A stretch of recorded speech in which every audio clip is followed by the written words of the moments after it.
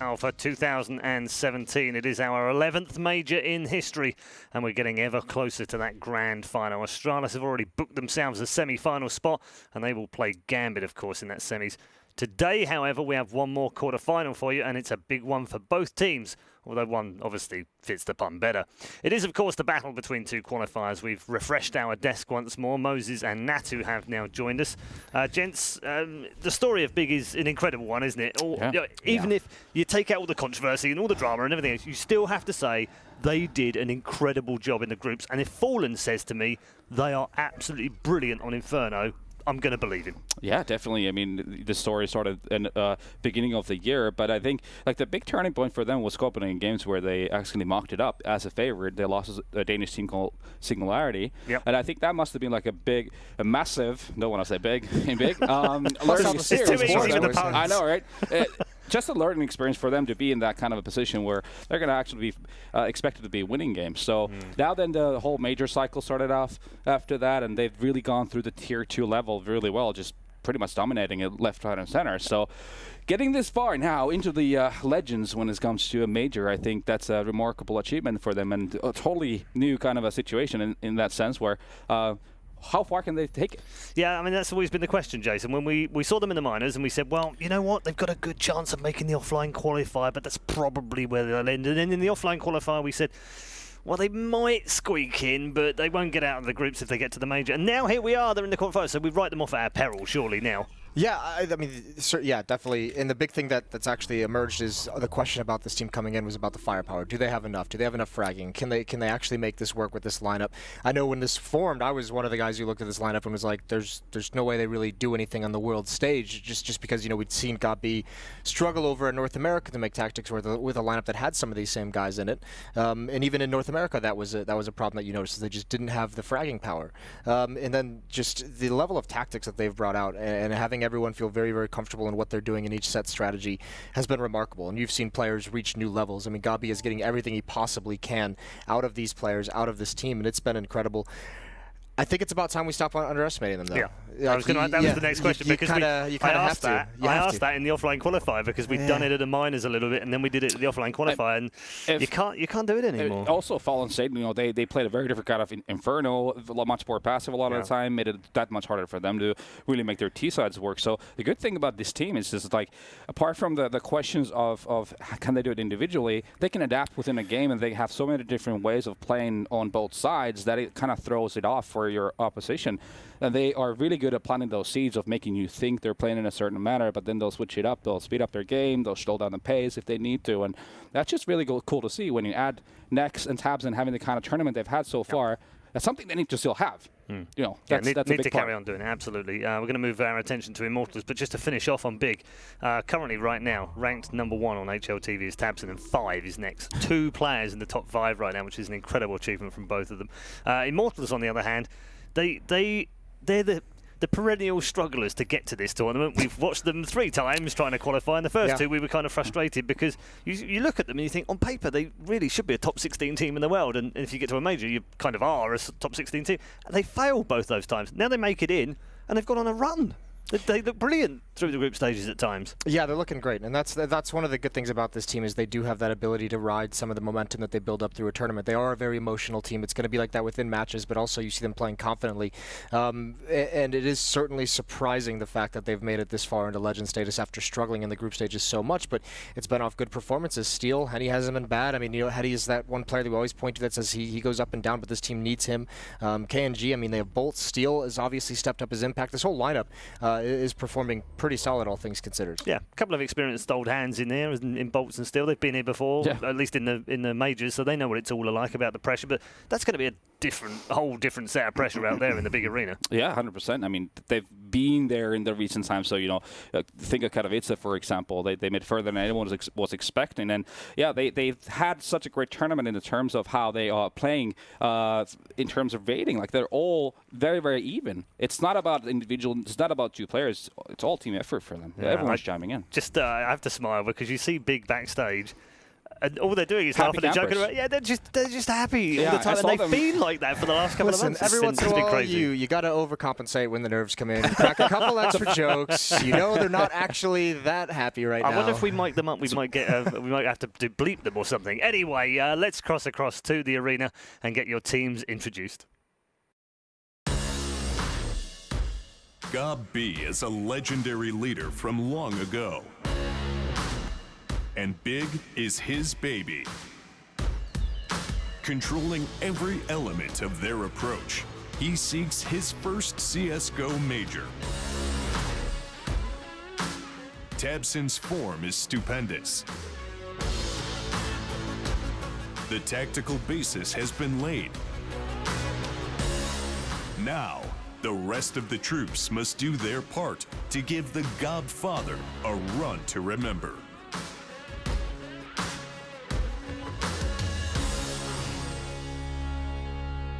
Welcome on stage, Big.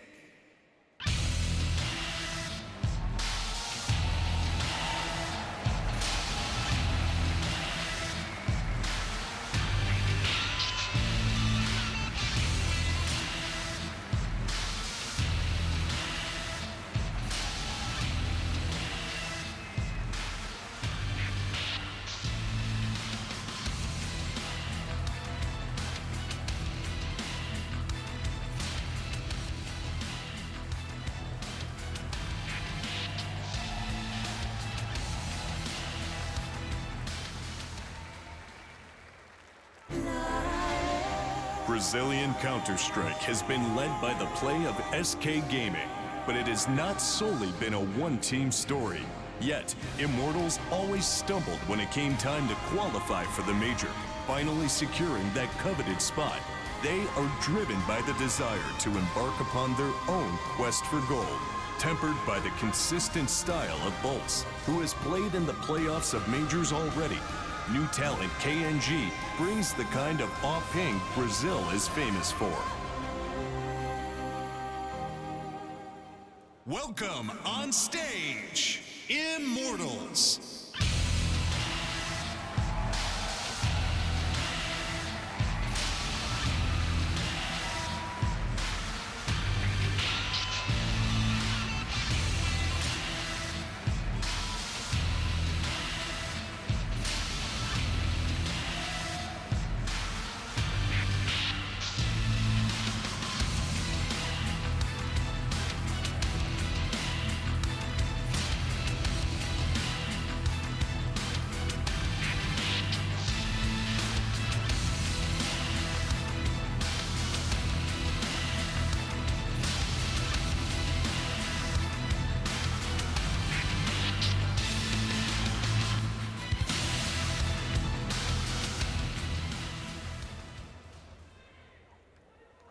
There we go then. Teams are in the arena. They'll also be getting inside their boxes just momentarily, getting themselves ready for this quarterfinals. Of course, Bolts and Still have played here before. It's been almost 2 years, though, since they've made the quarterfinals, so they're not that used to these big tournaments as far as the quarterfinals are concerned. And, of course, Big, Jason, in it for the first time as a team, and despite that, they still have a lot of experience in this team. Yeah, they absolutely do. I mean, you think even back to like Counter Pit last year, which is like an event that most people choose to forget. Just there was, you know, some issues there, some small issues. I had my cans in the air. Listen, I know the hype guy. Were in the air. The hype guy was trying to put you out of a job for a little bit, but Jesus, I thought I was going to lose everything after that. That was a rough segment, wasn't it? But no, I mean, Tabson in that event was someone who just showed that he was like world class. You know, I mean, he was pretty much when he filled in for the NRG team, he was incredible. Gabi was there, Lagia was there. Those guys have experience as well. Gabi, obviously, one of the legends that goes back to 1.6 playing in majors of the old versions of Counter-Strike. So yeah, there's plenty of experience, but the one thing that they have, even if some of their players are lacking maybe a little bit, and certainly lacking experience on a stage of this size, is the fact, and I've always said this, is that when you are this much of a tactical and strategic team, that's what bails you out of inexperience, because that's when a lot of the decision-making is taken away. You know exactly what to do. You know exactly what your teammate is doing. So the inexperience of having to make like those split-second decisions on this stage in front of the crowd is kind of taken out of your hands in a good way. It's not removed from you entirely, but you know the framework in which you're allowed to make those decisions. I wanted to know from both of you whether you felt that maybe that little experience that Big had last week at ESL 1 Cologne, where they had to play one of the ESL matches in the morning. Oh, the Sunday. Meisterschaft. Yeah, in front of a crowd in a big arena, whether that might have just helped them a little bit today. I mean, it always does, obviously. I mean, getting used to the conditions of having the kind of setting that you're in. But then again, also, you're so boxed in when you're in one of those booths. You have the isolating headphones. All you can feel is the bass, basically, from the crowd, from the audio in the arena and stuff like that. So I mean, you're very zoned into the game. So in the big picture, I don't think it shouldn't matter that much, should it? Yeah. No, I mean, they seem pretty settled too, don't they? I mean, you saw them backstage, didn't look nervous at all. Yeah, I mean, you're probably always going to be a little bit nervous, right? I mean, I was actually surprised. I was surprised even when Robin said that he was never really nervous. That kind of shocked me a little bit. I guess maybe it depends on how many of these big stages you played, and surely at some point it's definitely going to decrease to a massive amount. But yeah, definitely any kind of experience you have on a stage, playing on LAN whatsoever, is going to help you out in these situations. Okay, let's flick our attention to the other side of this very different coin, because Immortals on this stage, knowing how they are so emotional, if they go after the right start here, you just feel like maybe the crowd get behind them, maybe they start shouting and screaming in there, and that drives them. And also, I think they're going to be a little bit, I think the conversation about them like failing to get to 3 majors, and maybe that prevented them from being on a stage like this. We have to remember, this is a team, and yes, there were a couple different players, but this is a team that, just a year ago or so beat Virtus.pro in a best-of-5 in a grand final, that beat NIP in Sweden in a grand final. They have experience in big-time matches,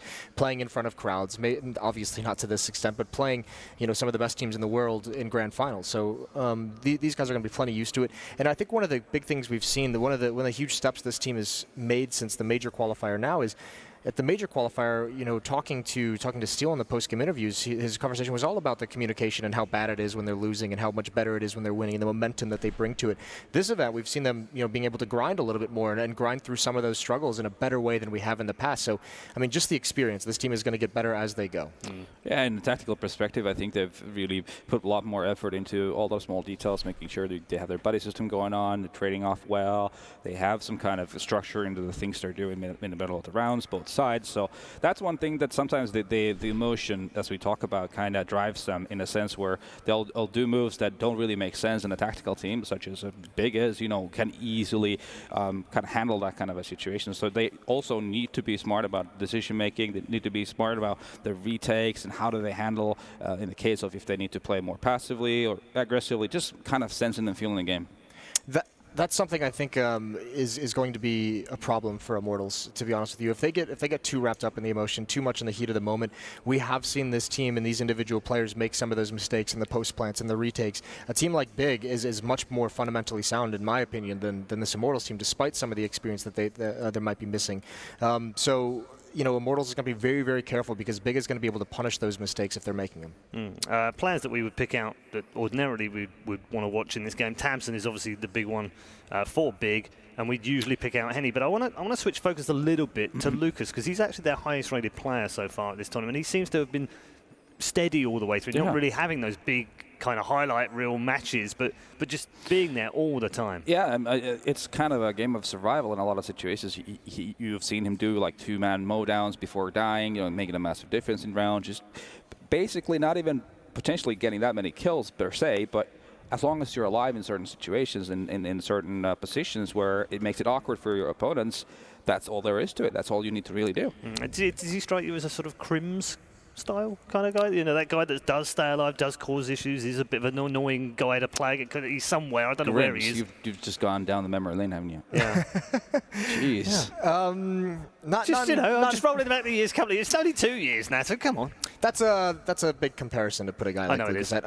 I will say this. We have to remember, this is the player that before SK Gaming picked up Phelps, they were looking at Lucas. Lucas was kind of the guy they had tapped as to be their next 5th, because he's another guy, I guess similar to Crims in this sense, but also someone like Taco. He's willing to do kind of the dirty work. He will, anchor a bomb site. He will play on his own on a certain side of the map and not go for the glory plays, but he's there to ensure that you always have, another option. He's there to make sure that his team can always rely on him to fall back and change up the strategy. And obviously, they go with Phelps, and you can't argue with that so much, can you? But not right now. No, Lucas is having a great tournament individually compared to relative to what we've seen from the past. For sure. The chap we picked out this time round from Big is actually Nex. He's currently 5th on the HLTV ratings, which is great for him. You picked him out on day 1.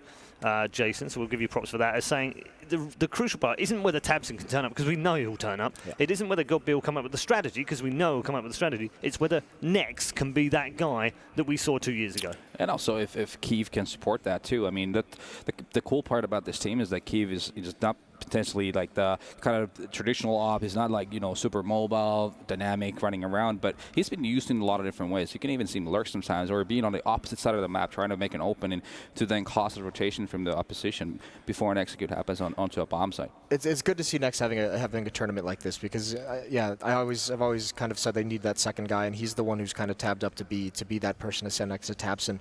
Unfortunately, since he's had such a tough career over the past 2 years where he hasn't kind of lived up to the potential, it's going to take more than one major to kind of get over that that kind of stigma surrounding him. And if I was picking something to watch on the big side of things, I wouldn't even pick a player. I'd just say watch the minimap. This kind of a tactical team. You're actually, if you watch the minimap, it's going to be a thing of beauty, just being able to see how Big reacts to certain situations when they get different reads, when they get more information, and just watch them moving across the minimap. Those little blue or red dots are going to be the best thing to watch. I don't know if it's true or not, but apparently Chad is fantasizing over these kind of games. Yeah. Literally blows up the mini-map on the screen, doesn't watch anything else. Yeah, no, that's... I think every analyst is kind of like that with a team like Big. You also do it with a team like Astralis, as you can watch them take map control. But the way, and even SK to a degree, I mean, the way they make calls in the mid-round is just so much fun to watch for an analyst. I've said, if you like beautiful Counter-Strike, this is your team. Who knew we had CS porn? I know, right? My guilty pleasure is watching beautiful retakes. Beautiful retakes. See, whereas I'm more of a old ham-fisted, just go out and guns blazing. Yeah. Well, all right. Well, that's a different approach. I'm not sure how we're supposed to be taking this with the metaphor that we have going on at the moment. No, probably ought to move away from that very quickly. Move along. Yeah, indeed. Let's turn our attention towards the map pools of the various teams. You guys basically feel like you've got this figured out, but there could be a couple of curveballs, Jason. Yeah, there absolutely could be, and I think the big one is going to be if Immortals is going to take Inferno away from them, because it's also a map that Immortals has been pretty decent on and doesn't mind playing at all. So if you look at Big, they haven't been tested on any other map. It's 3 Infernos to get them through the group stage to this point, and it's insane, because coming into the major, Inferno was a map for Big that they had 0 wins on versus other teams that were at the major, so they've been great with it. And actually, Immortals is going to take Nuke out, which is also Big's usual ban is Nuke. I would have just straight up ban Inferno, because I mean, it's one thing to even go through the demos, it's one thing to just analyze what's going on, but it's always very different to play against. And Fallen was saying how hard it is to play, and we've seen obviously that they're a very, very good team on the map. You at least float Nuke, right? Because now what you've done is you've just given away the veto, because that's their ban. So now Big just gets to go after one of your best maps or one of their worst maps. They basically just get a free ban out of it. So that's early victory in that veto is big. That's a very strange choice, isn't it? Yeah. So Immortals are going to pick Cobble. Map that's been pretty good to them in the past. It's something they've been able to hang their head on. They've gone through some rough patches with it, but this is a map that Henny especially does a very, very good job. His style of opping is going to be very, very keyed towards the statue over in the B bomb site, the platform as well, being mobile, being able to aggressively peek and get behind cover. That's going to be good stuff for Immortals on this map. All right, let's wait for the pick from Big. You'd assume it will be Inferno, but... You never know, do you? Yeah, it is. Yeah, it kind of has to be if you're Big, right? that definitely has to be the map you go for. You have to go for the comfort pick in this kind of a situation for them. I mean, it just makes sense. You have it going on in the map, and it's just a no-brainer. The key here could be the third map. We haven't seen a third map today yet. Both the previous 2 quarterfinals were 2-0s, but this is Cobble and Inferno. We don't necessarily know a huge amount about Big on Cobble. We know Immortals are good, and if we go 3 maps, we are going to not Mirage. I imagine it's going to be Train, to be honest. Yeah, well, that's true. Yeah. I think Trainer. Yeah, it could actually be Cash. Actually, it's Immortals picking it, so it should be Cash. They're a little bit better on Cash than they are on Train. I'm still confused with the Although, to be fair, Cash is another map, by the way, that Fallen has publicly stated that he has great respect for what Big does on that map, that they're a very dangerous team on it. And if he gave them advice, they might decide to go away from Cash. I don't believe he has, Jason, because he would have presumably told them not to pick Inferno or to have banned Inferno, but don't let them have Inferno. Yeah, but Immortals strikes me as like the impetuous child of Brazilian Counter-Strike. No, screw you, we're going to let them have Inferno, we can beat them on it. We can't listen to Daddy all the time. Well, they are going to go with Train, so the safer option potentially, but as you rightly said, they're good on both of those last 2 maps. So How do you feel that's shaken out, Natu? Is it slight advantage one team or the other? I mean, this game is still hard to predict to begin with. I mean, it's going to be a brawl between two very different approaches to the game. But then again, you've seen from Immortals that they're capable of adapting. They're capable of doing things differently when it matters. But I mean, I would have personally gone for the ban of Inferno. First of all, like you just take it off. Big doesn't play Nuke either. I don't think, even if they have played a little bit, they have no maps on record on the map. So why would you take that risk when you're Big? So I think that's kind of where they... I think they mind gamed a little bit there. Yeah, a bit scared. Maybe like Big have got it in the back pocket if they need it. No, I don't think Immortals got mind gamed in any sense. I just think they just didn't really care to do it. They're saying we're comfortable enough on Inferno, even if you guys are good on it. Like we're going to. I think getting to this stage for them, they're just saying, you know what, we've done it with our own confidence and what we like to play. We're going to continue it here in the quarterfinals, and it could be a little bit rough for them.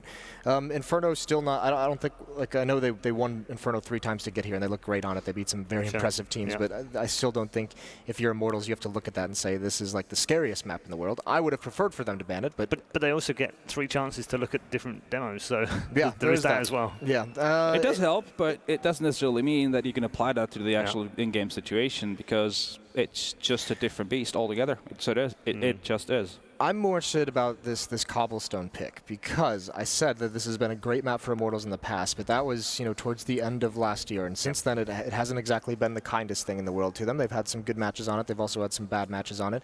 And if I recall correctly, I mean, Tapson's going to be over at the B bomb site. He's going to be challenging on platform, especially on the CT Pisteron. If they watch their demos, they should know that's coming. They got to be wary of that.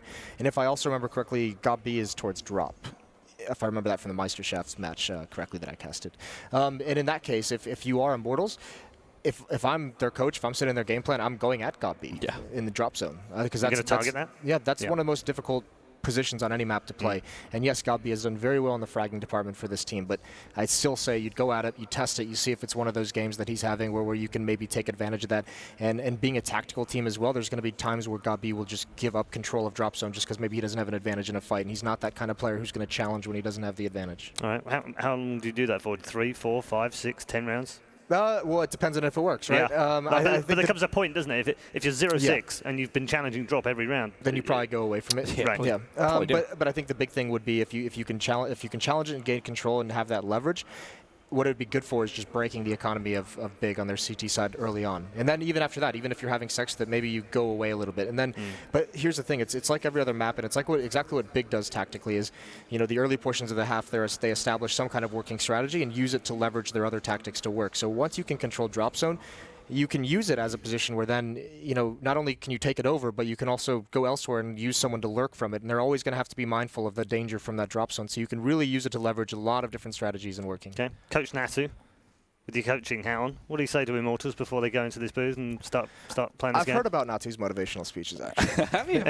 Well, we are, Fifi's here, so I've found all the NIP stories. All right. Cool. All right, do you know what? Hold those thoughts. We'll get them afterwards, because we've got a couple of current coaches who are with Sir Scoots right now. Thank you, Red Eye. Yes, I've got the 2 coaches from our next 2 teams. I got Zach from Immortals. I got Kakafu from Big. There you go. We'll just, give it up. We don't often talk to the coaches. It's kind of nice to hear their perspective. I'm going to start with you, Zach. I don't know if there's any added pressure, but you're the only Brazilians left in the building. How does that make you feel?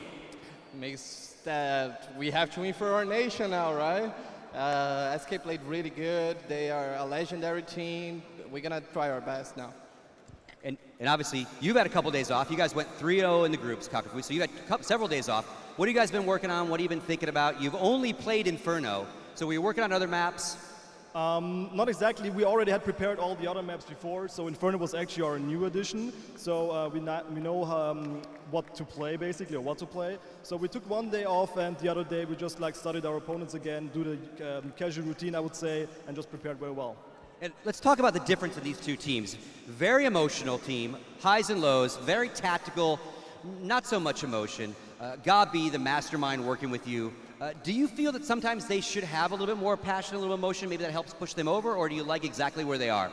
No, I like exactly where we are. So we still have passion, but we know that we have to keep our cools to play our play style, because everybody has to function in the system, and that's why we have to keep our cools, but we have enough emotions after the games. And obviously for you, the opposite. You've got dead son of interviews. We even talked about it, that sometimes they're too emotional, and that's a detriment. Obviously, you've been working on that. You've got a nice run going. How do you feel now about where they are temperature-wise with their emotions? I feel prepared, actually. In the group stage, we lost pistol rounds, first game rounds, and they still, like, with high hopes to win the game. So I think they feel good. And one last question for both of you. You both have first-time major players, right? You've got 3. And you've got 1. So for you first, Keeve joining the lineup, obviously first major for him. How's he feeling? Are the veterans making him feel nice and calm, or you feel a little nerves over there?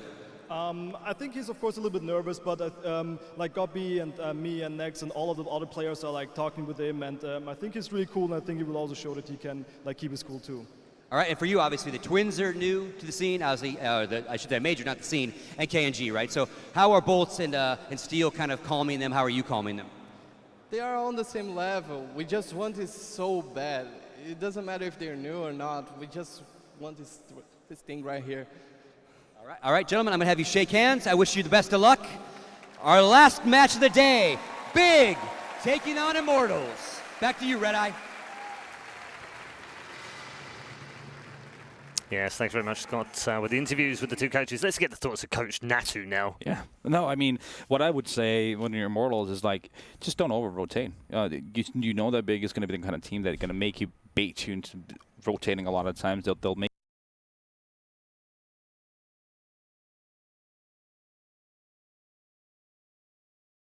comfortable with the situation as much as possible. Yeah, it's going to be tough. We saw that earlier, Jason, from SK. They were a lot of over rotations in there, wasn't there? Yeah, they seemed like they just were so uncomfortable. I mean, that. We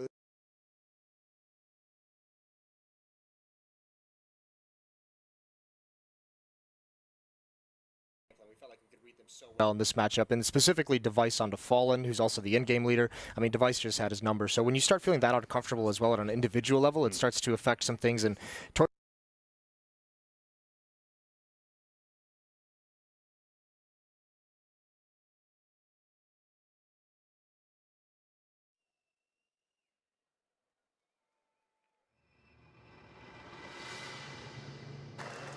Thank you so much, Paul. Yes, we are ready to go. Of our 8 legendary teams, these 2 are the newest, and one of them is guaranteed to be in the semifinal. Absolutely. 2 different schools of Counter-Strike coming up as well, Matt. The flamboyant, flashy fragging of Immortals against a slow, methodical playstyle of Godby and his system with Big. I'm very excited for this one. I do feel like the map pool favors Big. I feel like this could be a 2-0 for them. I think Big is actually in a really good spot in this entire event. Their side of the bracket looks very strong as well. Obviously, Virtus Pro is the fan favorite and on that side of the bracket, but their tactical prowess can definitely catch people off, and we don't know so much about their depth because we've only really seen them on Inferno, which Immortals gave them, which is a bit of a question mark, you have to say.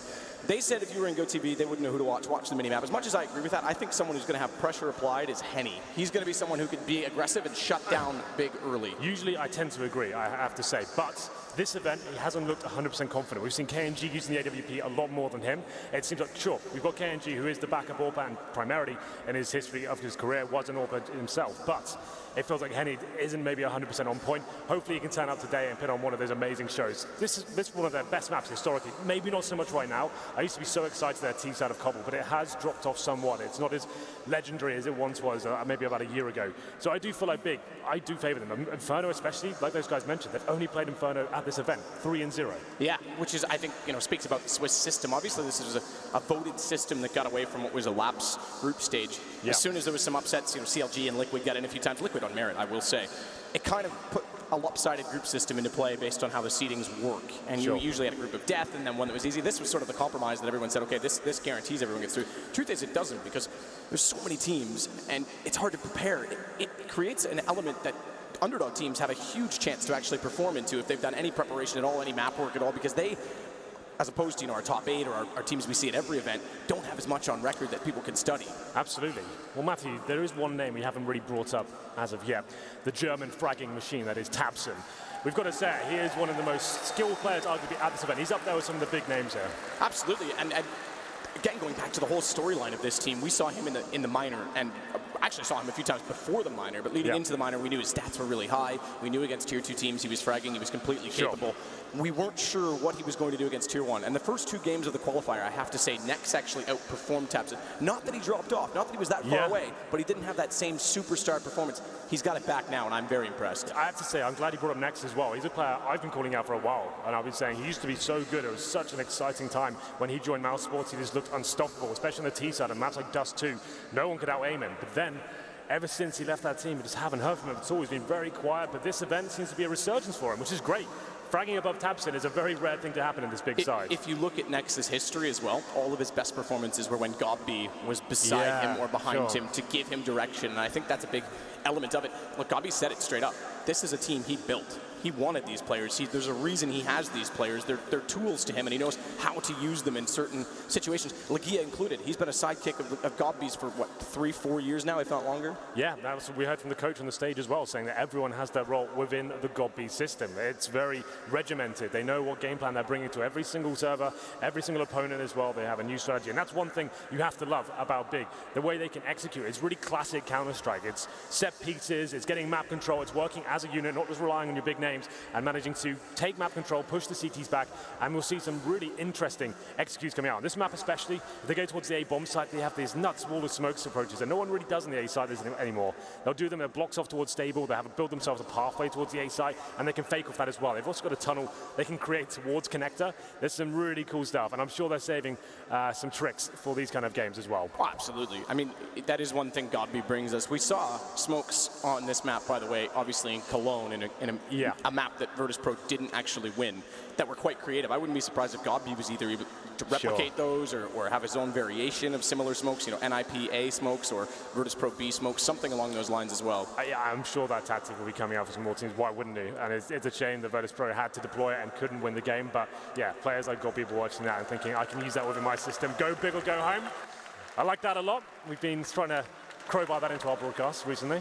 I haven't. There's so many puns with their team name. Like, it's a brilliant name in that way because it's a word you just use so much. Well, yeah, that's the thing. It's also like frustrating as a customer. It's a word we use generally, right? And it's like, okay, no pun intended. I think that's said about 5 times a day when they're involved in stuff. But still, it's a great story. Formed in January, Big have been working together, like grassroots organization, and managed to get themselves the main objective: get to the major first. They went through the full system, open qualifiers, minors, major qualifier. They got to the main event. People thought that was great. They got the stickers. They're going to be able to fund themselves now going forward. But then, here we are. They've made it to a playoffs, and they've taken names down like FaZe in the process as well. Like, that's insane. 3-0 at this sort of event. For a team to come all the way from the minors as well, that's unprecedented. It's so impressive. We've seen qualifying teams before obviously take over legendary spots, but from the minor system, Big has really gone the distance. And they said they were building this team just to get into this major. They knew that they were a little bit early.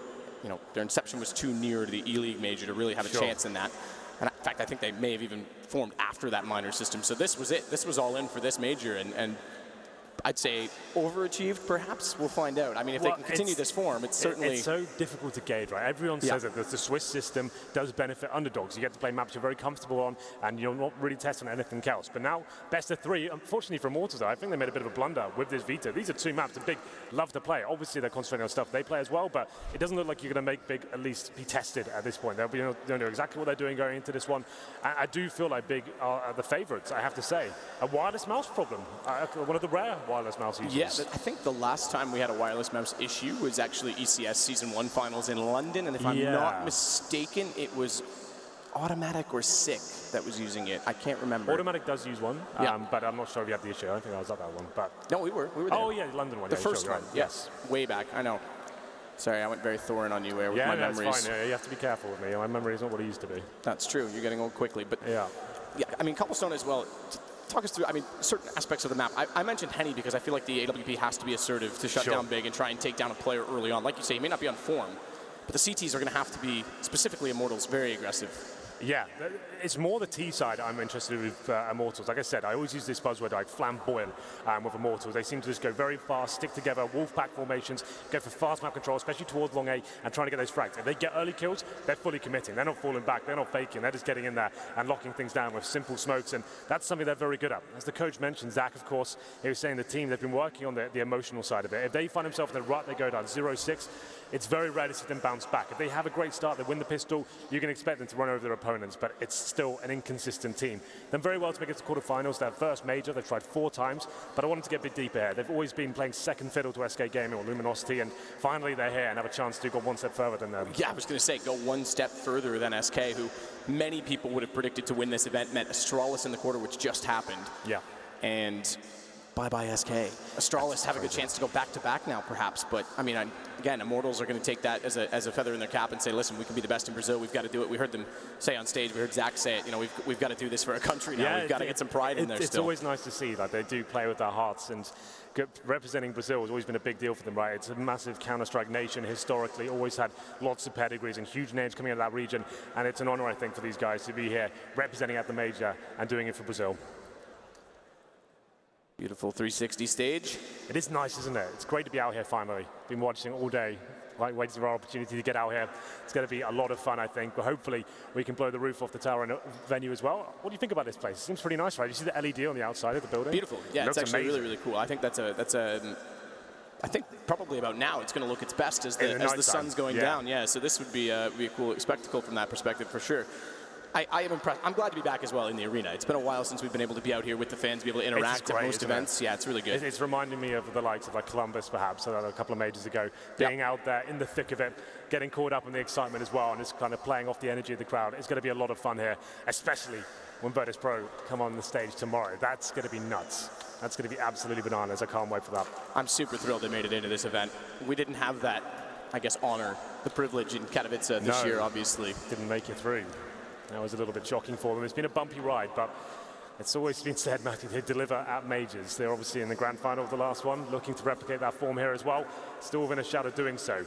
It's looking pretty decent for them in terms of the bounce back. If you looked at Cologne, 0-3 there in a similar format, obviously the same. It was a Swiss system. They went 0-3 and it's completely dropped out, but they did show signs of promise, like we described. There was obviously work being done on the strategy side of the game, and we're seeing them have close matches, but couldn't quite get over the finish line. Now they're in the quarterfinals again, looking to get to that grand final once more. And the rematch as well from the last major. That could be so good. It's definitely a possibility. They have had it once already in Atlanta. Yeah. And then on top of that, I mean, like you say, Virtus Pro, they've been trying to get back to majors, or finals in general. Las Vegas obviously went well. That was another epic event. That was back when it looked like we were going to have a strong, solid 4 to 5 horse race, and then it's been inconsistency that's plagued most teams. Sure. Maybe Astralis have something in it now, because I wasn't sure what to expect from them, obviously, coming in. Well, I'm getting information that the wireless mouse has been connected. It's been charged. It's ready to go. So I hope it getting batteries. Can you imagine just forgetting to charge a wireless mouse? Interesting. I'd always be so scared as a pro player to even think. I just in my head be thinking it's got to be delayed. It can't be 100% accurate. But from what I've heard, they're very, very good now. Well, he is testing it right now, so. There it is. The new ones are way better. I remember my brother had a wireless mouse, our first wireless mouse, and I hated it. I couldn't touch it. I didn't want anything to do with it. Throw it in the bin. I guess when I was playing, it was for like 2008, and I don't think the technology was really there at that point to even trust that. I think there's a few on the market that are designed for gaming, but it's cool they're being used, and it looks like the gear will be the player testing it out, as you said, and will be underway momentarily.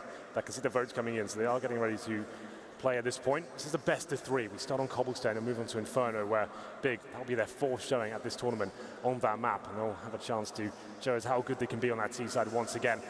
In terms of the Cobble start, though, it's going to be Immortals on the CT side and Big kicking things off in the Terrorist. And I'm interested to see what they bring to the table. Of course, one player that really stands out for me on the Immortals side, it has to be Bolts. Like, he's looked fantastic and ever since his journey. That's what I love the minors and the major qualifiers. You actually see how teams develop as those tournaments go on. So we see them at a minor, and then they come back like 2 weeks later and play the major qualifying, see what they've worked on, and seen what weaknesses they had at that previous event, and they look better and better.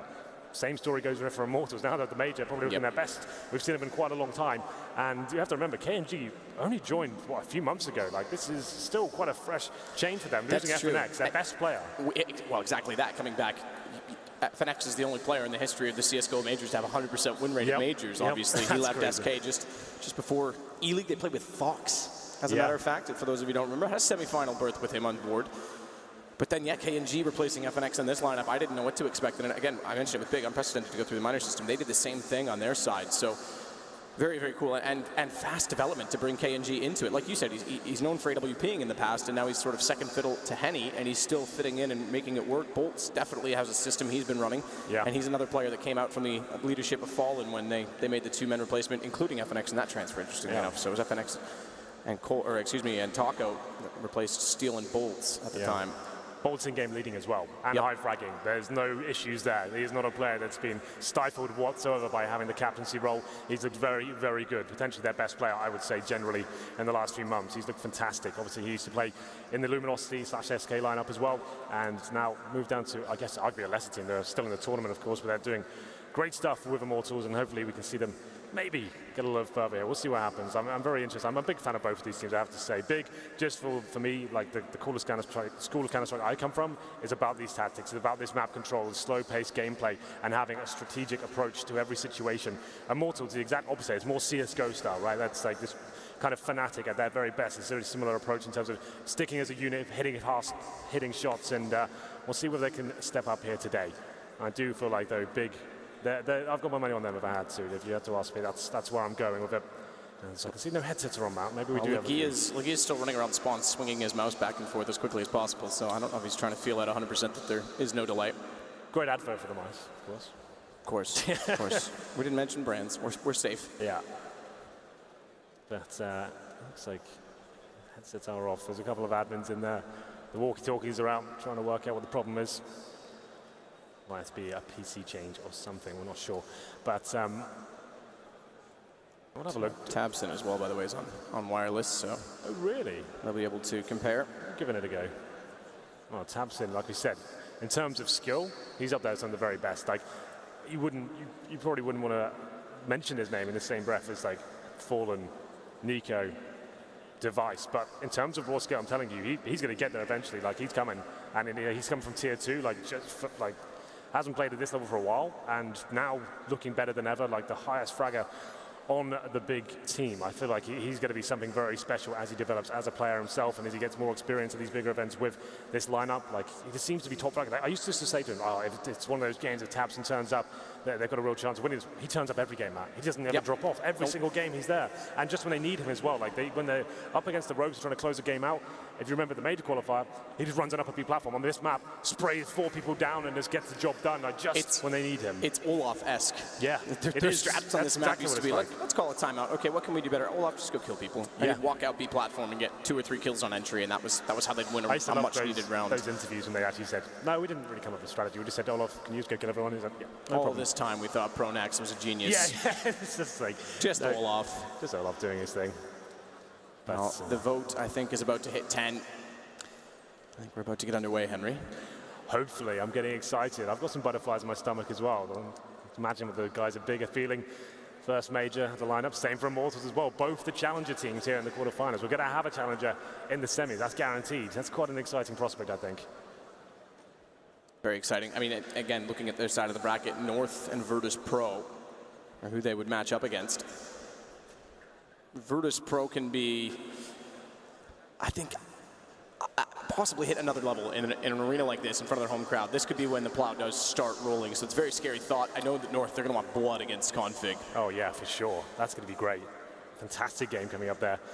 But I can confirm, Matthew, the game is about to begin. 30 seconds until we're underway. As I said, Immortals starting the CT side. Crowd, you still with us? That's good. That's good to know. This is going to be one hell of a game, I promise you that. Thank you for waiting. As we get into it, Immortals CT side, Big on the Terrorist. We'll have a look at the buys and we'll build the hype once the round goes live. It's an amazing looking arena. This is going to be really cool. I love the booths. Love to see the fact we can see the players in their map. And we're out here in the thick of it as well. So keep in mind, Immortals picked Cobblestone. They're going to start CT side. Big are going to be T.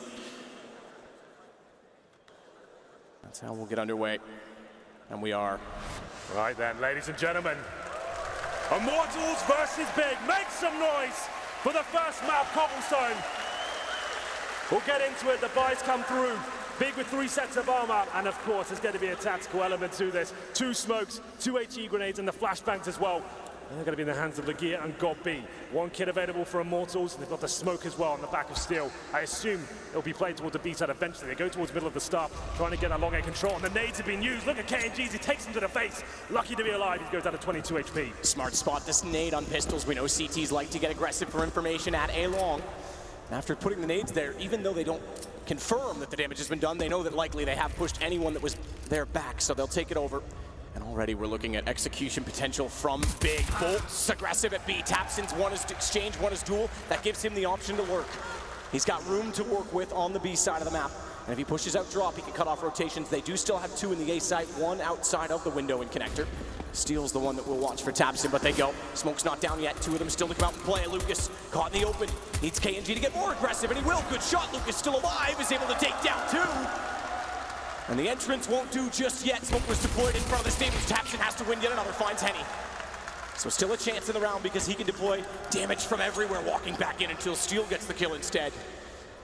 I'll be immediately into a 1 versus 3. We'll have a timeout the next round, but this one's not done just yet. Godbeat does pick up the bomb. 41 seconds, but they've triangulated his position. And no peek for KNG to give an easy kill. Decent enough try, does bait one out with the jump. Goes back to the burst fire. He's looking for a little bit of luck. Flash is going to go high left. He'll peek immediately as it detonates. Gives them an opening, but double peek play. Immortals gives them the pistol. Immortals do indeed pick up the pistol there. Nice approach from Big. You can see they have a bit of information as the CT set up there. Double HEs at long A, which actually connected. Took KNG down to 22. He fell back. That's what they're trying to do. Establish that map control at the very beginning of the round.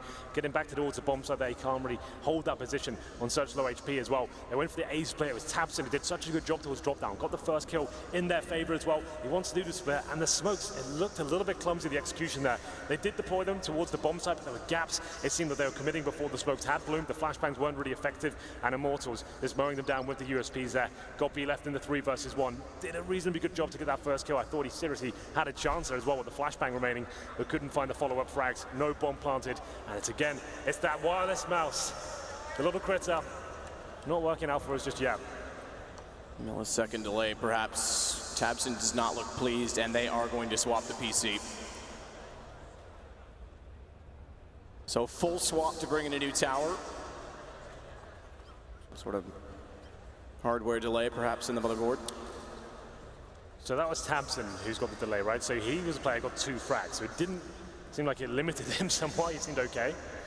Admins are asking them to please put the headsets back on, no talking. That's true, we should be careful with what we mention. I guess we can't give too much away. But still, Immortals 1-0 here. We have got another technical. It's good to get another way early, I say, Matt. Fix all the problems now, then we'll have an epic S3 coming up. 1 round in, Immortals shouldn't be able to talk at this point if you're not familiar with the Valve rule set. Technical problems, everyone has to be quiet. This is some lounge in there as well. Yeah. Shout out to JDM. But should I describe the buy match? I'll leave it. Should I leave it for now? We'll leave it for a minute, just to be absolutely sure. Yeah. I do love the booths, by the way. They look fantastic. For a 360 stage, full vision everywhere. Everywhere. Yeah, I like that. Looks really good. Yeah, the glass panels are a really nice addition. I think we've had this set up in other games before, but I don't think we've done it in CSGO. Maybe in Vegas was a similar one. Similar, but no booths. Yeah, that's right. But yeah, this is super cool. And no crowd. All right, calm down. But, he's just having a nap. Towel on the face. Check out. Compose himself, perhaps, a bit of meditation. Do you meditate, Matt? Every now and then. Every now and then? Okay. He's having a bit of a go. So the admin's trying to work out. I don't think there's any technical issues for the lads in Immortals, so that'll be okay. There he is, of course, the Godfather, as he's been known recently. So much goes on behind those eyes. It's a mind that does not stop when it comes to Counter-Strike. It's true. So Legia's off the server as well. So maybe they've both got the same issue. Maybe that's the problem right now. And they're out of the booth, so we've got to be very careful, Matt, with what we say at this point. Just, I know you're a professional, just in case, you know. Definitely not a professional. I fake it. Fake it till you make it. Well, you're doing all right so far. Thanks, Henry. Well, So tower swap will mean that they'll likely just pull the SSD from one computer to the other, put it in, and then hopefully the hardware issue is gone.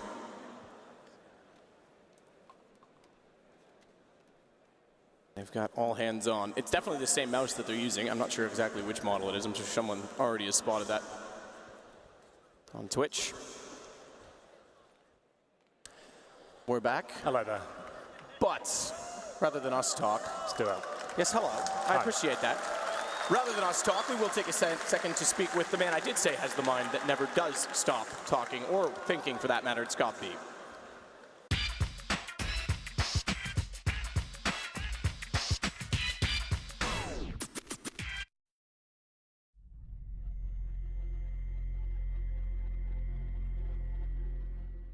All right, Sir Scoots here. I am lucky enough to be joined by the one and only Gabi, the in-game leader of BIG.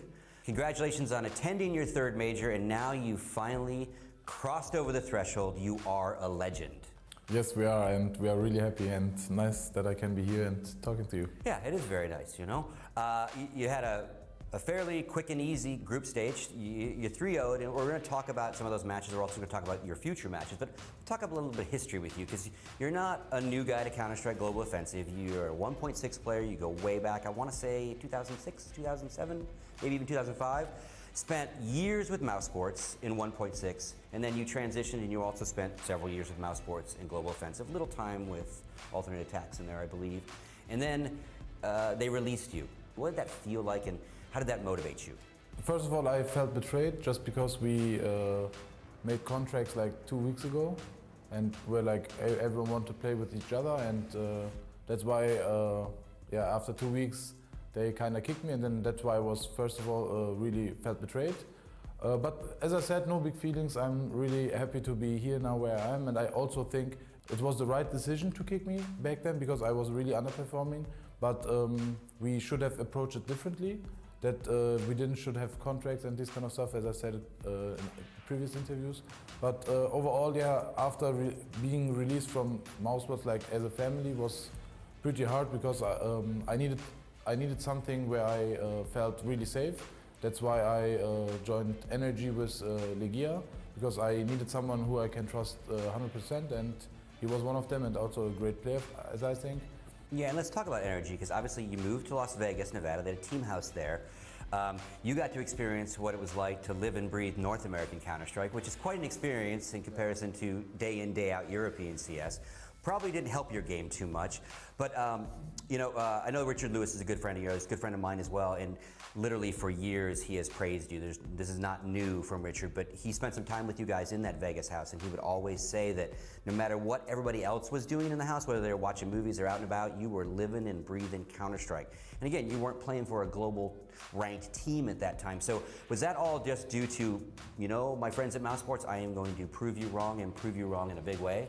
I was really motivated even in Mouse Sports in the end of the year. Like, we had big plans for me coming up in the next year, like how do I get better in the game? And I took the same motivation with me to NA. And as you say, it's a little bit different there, because the practice times are less. They practicing not that as much as European. Also, they didn't have so much teams as EU does. So we needed to do something else to get better. And I played a lot of deathmatch. As Richard also tweeted, that I watched a lot of demos and just tried to get better in the game. And so I needed a team where I can evolve, and I think I started to evolve in Energy. Energy lasts about a year or so, and then let's talk about BIG, Berlin International Gaming, brand new organization on the scene. I think January or this year opened up. So kind of walk me through how that all happened, and obviously now you've qualified your legends. To be honest, I was really happy in that time with Energy, because I love the team so much. I still do.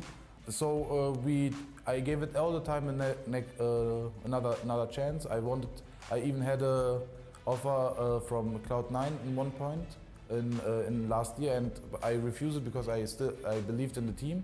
So that gave me the motivation. Like, I will try. Doesn't matter what my teammates or what everyone else saying about my teammates. We will do it together. We need to have an experience together to get better, and that's what we tried in Energy. And then in one point it was like, okay, we want to go back to our homes, we want to go back to Germany, and we want to have a German team. So we tried to build a family first, and then after that we tried to build this organization, and then it started slowly and still growing, and yeah, we have so much more passion about it. I don't know, it just felt right to do it, even though we needed to sacrifice a lot of stuff, but I hope the sacrifice will be rewarded in one point. Well, I mean, so far so good. I mean, you're well on your way. So let's fast forward to what you've done so far here. You only played 3 matches, but you beat FaZe, you beat Cloud9, and you beat the #1 team in the world, SK. You only played Inferno so far too, which, in reading all the prep that everybody else writes before this, like, it's never been mentioned as a good map for you guys. It's a new map to your pool, but it's all you've basically played so far, in comparison to what you're known to be good at. Was that just luck of the vetoes, or they felt super confident because, again, going in, people didn't think you were an Inferno team? If you see some coincidence in our play, it's probably not coincidence, it's planned. Okay. It wasn't a coincidence that we wanted to be good on Inferno again. Other teams overrate themselves. Like, I think we are not even that good on Inferno, to be honest. It's like our 3rd best map, to be honest.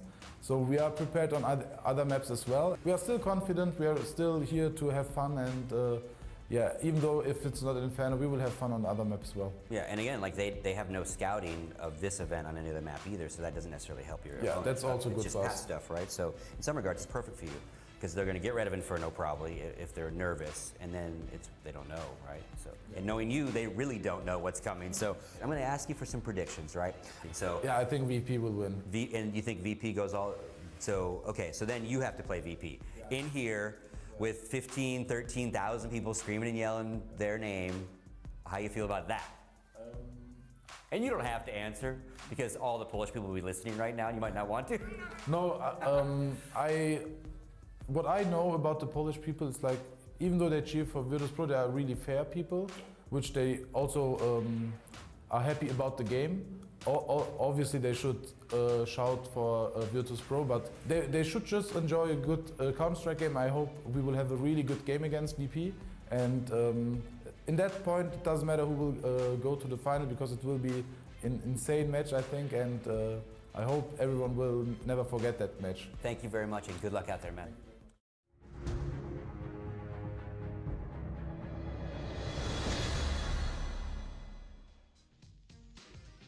Well, confidence is certainly one thing. When they play against VP, interesting thought from Gabi. Is he predicting both of these quarterfinals? I guess so. He's going for the big names here. He wants to take down the hometown favorites, apparently. And like he said, that means he has to beat Immortals first. He thinks it's already a done deal. Maybe he knows someone we don't. Well, they lost the opening pistol, but we will find out the rest of the match Here now. we go. We are back. The mice are working. Everyone's on the server. We're going to round number 2. Then will indeed be a force fight for big here. Tech-9s, P250s. They've got some armor to work with as well. Legear opting for more utility than protection.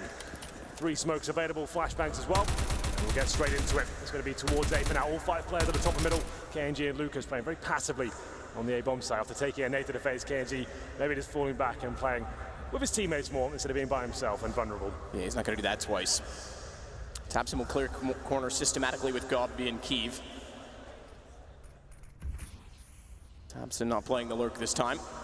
To start off the round, it's Legear. That was over toward the B tunnels, but even then, they back off. They want to go as a unit. They want to make the pistols work together. They've got long A control now, map, and they could go for an execution if they want it. They have the smokes there. 3 of those available. We can smoke towards the connector by the APC in front of the bomb site as well. I've required just to give you a safe route, but they want to explore. Now they've left the bomb over towards long A. It's going to be Kiev and Gabi waiting in that position. They could go for the A split here. Next and tabseN presumably aiming towards drop down, trying to open things up. tabseN, he might only have a P250, but he is absolutely wild with his weapon. He gets so many frags with the P250, so don't let that thing is going to limit him. As we get into the 40-second mark, tabseN now joined by Legear and Nex. Going to try and possibly flashbang into this one and then go through the connector and try and meet up with Gabi and Kiev at the A-bomb side. Single smoke out at the door A side of connector. They'll go down immediately to the right. Anyone behind the smoke? It's in the line of fire, but they give it up. Drop actually is open quite easily. They're well inside of the site. Watch below the ledge, because that's where tabseN gets found from KNG. Seal, I should say, was the one down there who did the early damage. Good shot, Kiev. He reload comes in, no time. KNG's down as well. So they take the site, but they have to pick up the bomb in time, but Lakia holds off bolts. Simple and straightforward. Forget all execution. Bomb goes down with 4 seconds left, and there's only one gun left in it. It's Lucas. Oh, a little bit quick to judge. I actually thought he heard something behind him. It was above him where they were trying to boost. But 3 versus 1, everyone has picked up an SMG, 3 UMPs, and Keith has armor to go along with his.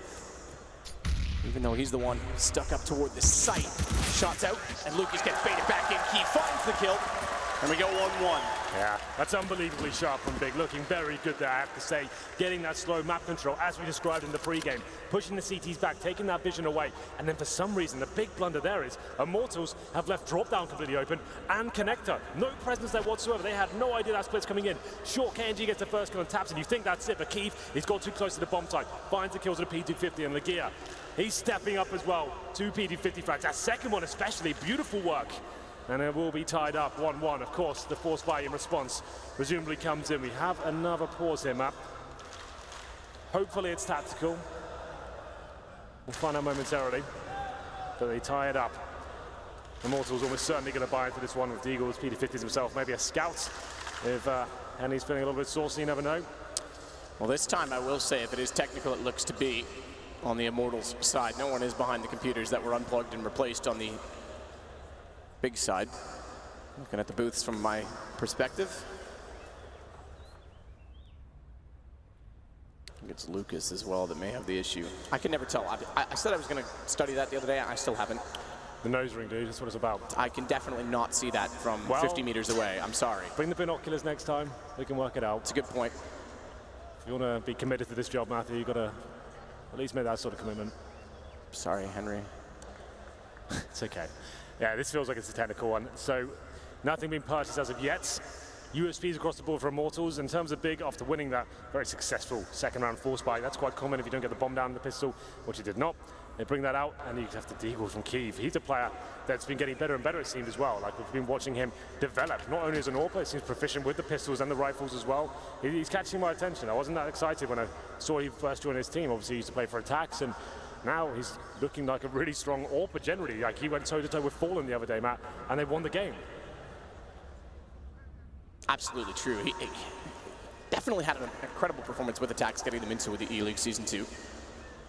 But it's not been something I've noticed as much since he's been on the big lineup until this event. This is when he's finally gotten to the level that, okay, maybe he always had in him, but wasn't able to find, he wasn't consistent with it.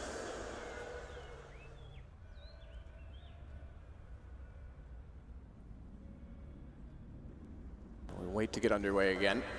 Well, the buys starting to come in for the CT side at least. That suggests that they're getting ready. It is an Immortals issue. They're buying, and there is chatting going on, I have to say, but... Oh, it's chatting to the admin from what I can see. That's right, yeah, I couldn't see it. There we go. So they're working things out. And the headsets are back on, so we should be ready to roll. Buys coming in for the Immortals side, having just lost the second round after winning pistol. There won't be as much to go with, but they are going to force into it naturally, try and break the terrorists again right away. We can start talking about it. Yeah, absolutely. And there it is. The scout just come out for Henny. Here we go. The buys do start to come in. CZs, Deagles, and a UMP. So I found out why we had a delay. Oh, I was hoping you were going to say. I felt bad for him. I felt bad. I'm going to go there as well. Listen, it happens to the best of us. Does it? Not really. Lucas had a sound issue. The issue was because he doesn't know the difference between right and left in his earbuds and had to switch them. Yeah. So apologies on Lucas's behalf, but someone sorted it out. They told him, put your hands up, and the one that makes the L, that's left.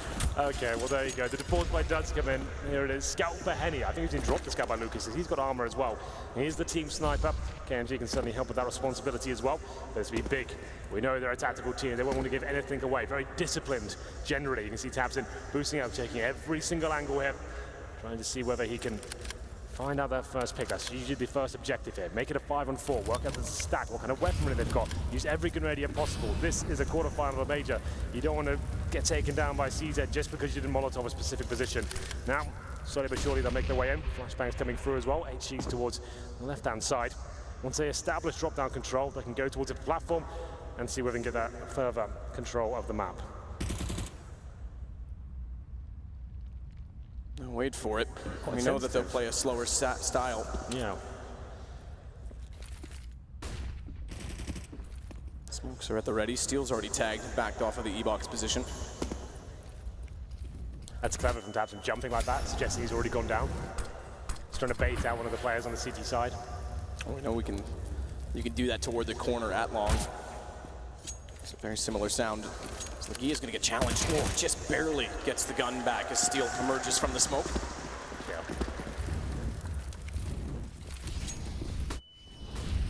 tabseN already to the top. Good shot. Lucas is the one he finds. So even though they start over toward B early on, it's back to A. Good call from Goppy, and tabseN starts to roll. Yeah. It's number 2 in the round.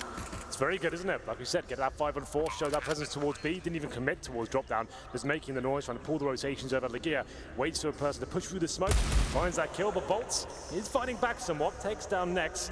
Can't find the rifle or the SMG just yet. He'll be trying to hunt for further frags. I don't think he can do anything about this. tabseN gets the next kill, and there it is. Almost a clean sweep. Nex did drop, but Big now take the lead. They managed to negate the force fight there of Immortals.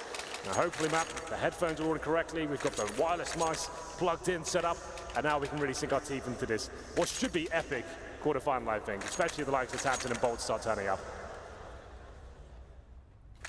Yes, all the issues fixed.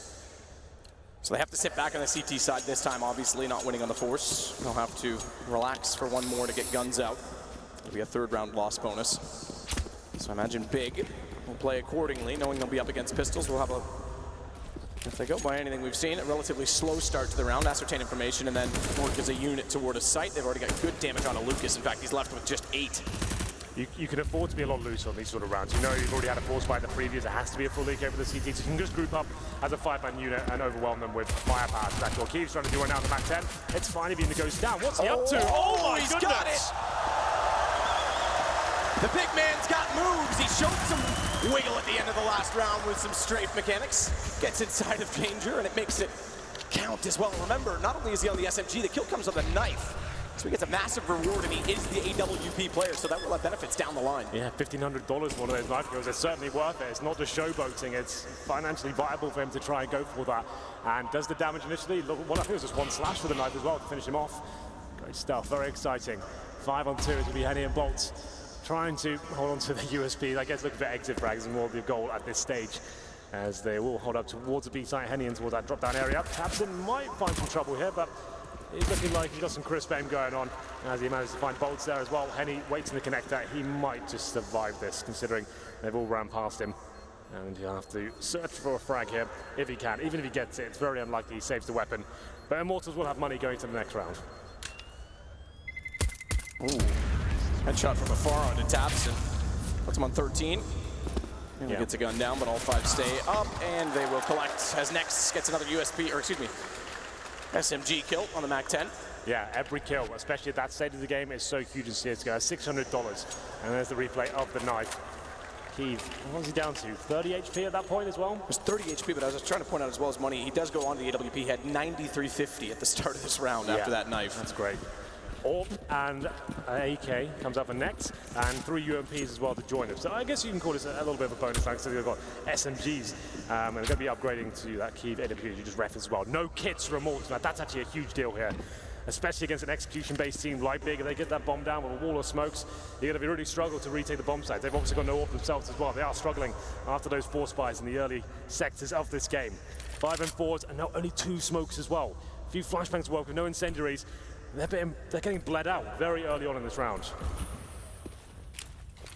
Smoke dropped. Next at long. tabseN inside of the drop. Clever tactics to disguise it this time. He just goes in cleanly. Gonna take over E-box as well. Smoke's down to the site. Wall of smokes at that. Bolts and Steel are on the inside of them, which means they can't see from Rock. The tabseN has made it through. Henny's in a good spot though with the M4. Tries to turn back and find Nex as well. Steel. It's Goppy as he emerges. Small gap as well, and it's Lucas to rotate in and find the last remaining player, tabseN, who is sitting in the open the whole time. Well, they managed to hold off the execution there from Big. We did say a lot of those are going to be coming in at that point. The AWP didn't really do too much. They go for the execution, but Immortals look quite comfortable, I have to say. The lack of utility, just have to hold their breath and try and take the challenges. A few kills with the smokes as well, that's certainly welcomed.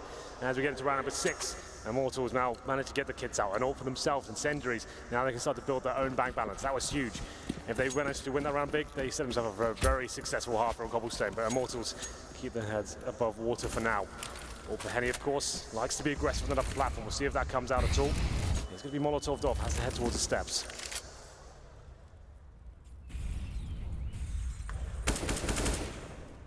Check for next in the smoke.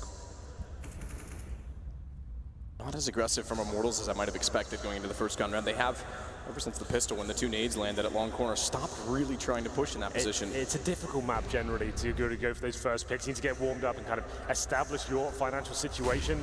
Then you can start taking a few more risks. You'll see Henny push upper platform at this point, but look at Godby and co. going towards long and taps in their strongest frag up. He's towards the end of long A. Decent setup though.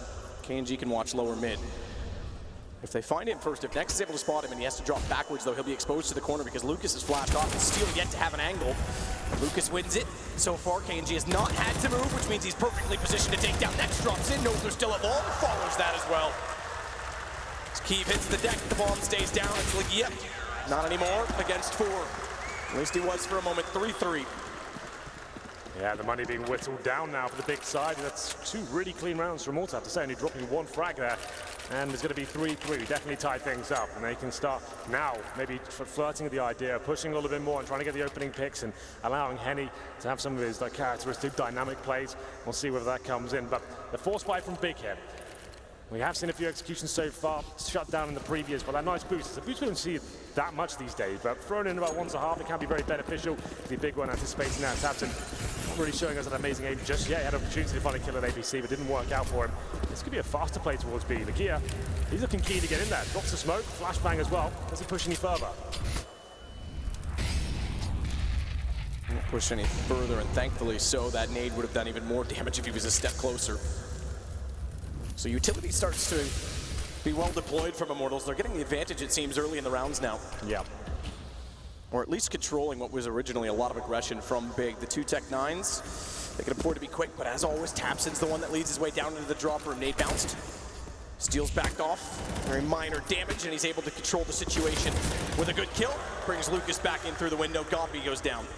We have pulled the rotations over towards B, and it's going to be the A side that Big will be finishing up at. 1 minute remaining as well. Keith trying to get this kill at the bed position. Doesn't happen for him. Goes down to 30 points of health. The bomb crosses towards the site. Lagia with the backstab as well. That's the huge play here. If he can find a kill in connector and keep them pulled apart, maybe Big have a chance to win this one. Lucas may spot him, however. As bombs down, Steel sees the shoulder of Keeve. He's taken out immediately. Oh, he didn't see him at all. Lagia, he knows that they've already rotated over off that kill. He's got the back exposed through the door. Thankfully, he just barely gets any, but that brings the attention of Lucas back, and low HP, it just takes a single bullet. Clean defuse, 4-3 for Immortals. They take back the lead after winning and then losing after the pistol.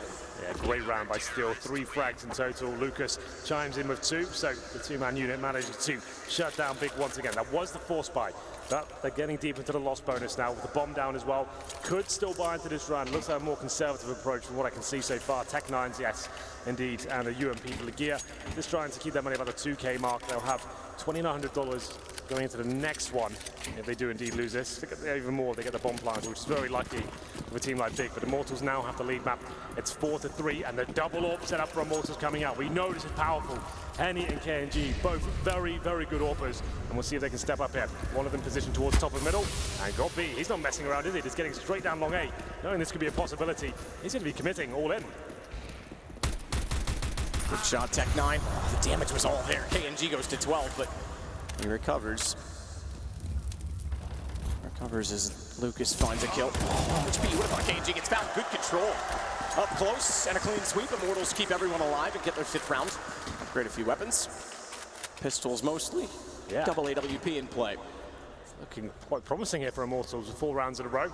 After losing to the second round force by Big, they've found their footing here on Cobblestone. Money's starting to swell, and Henny with decent spawns as well. As you said, once they get comfortable, they can start taking more chances at that point. They can go towards bottom and middle. They can try and shut down those first picks. With Keith with the AWP as well. Finally, we have some decent cash for Big.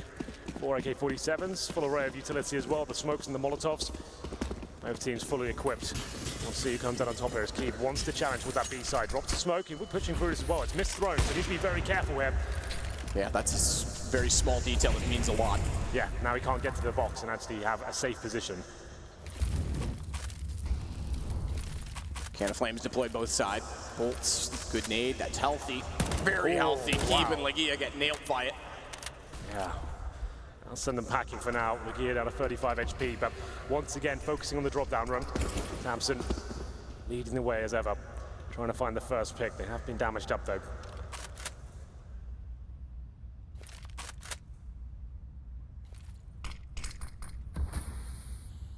Was quick to get out from drop this time, Tapson. Has Gobby with him. They've done this multiple times together. Last time they were shut down by Steel at the front, and Lucas jumping through. Steel this time is the one that's at the window. Players at long A, by the way, are quite removed from this. All the way out to the corner, Lucas and KNG. They'll start to rotate now with a flank from Lucas, but they've got to go in quick. They haven't spotted Bolts, and they don't spot him until after he takes down next Legia. Good response, however, puts them inside of the site. Henny's yet to be revealed at KFC, but Molotov will force him out. Not only out, but into the hands of Kiev. Bomb is down though, and a good timing. Lucas gets hot on their heels immediately through B tunnels and Legia. He's got to fight. He can't go for the bomb. He's got to get a kill, at least one kill to get toward it. That one certainly helps. Here we go then, Legia 1v1 situation against the AWP as well, but HP isn't a factor anymore. KNG can watch the cross to the side with 10 seconds remaining. We have a chance here, but he starts encroaching on his position. Bomb should be planted here. He'll get it down, he'll get it all the way down, but the push coming through KNG stays close. Brings back out the AWP as well, even though Legia is only on 35, but he gets the angle. And the Brazilians get yet another round. They've silenced Big for now 5 in a row.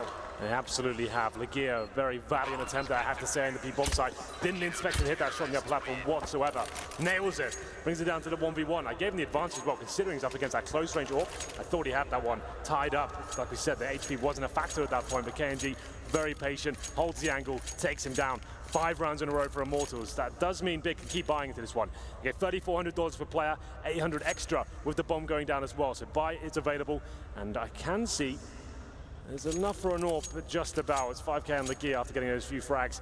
I don't think they bring out the AWP this time. They take a pause. It's a tactical, of course, just to work out what the players. Why are we not closing out these rounds? We're finding the frags, getting the clutch situations almost in our favor. That was a 2v1, sure, but the 1v1, I thought they might know how to finish that one off.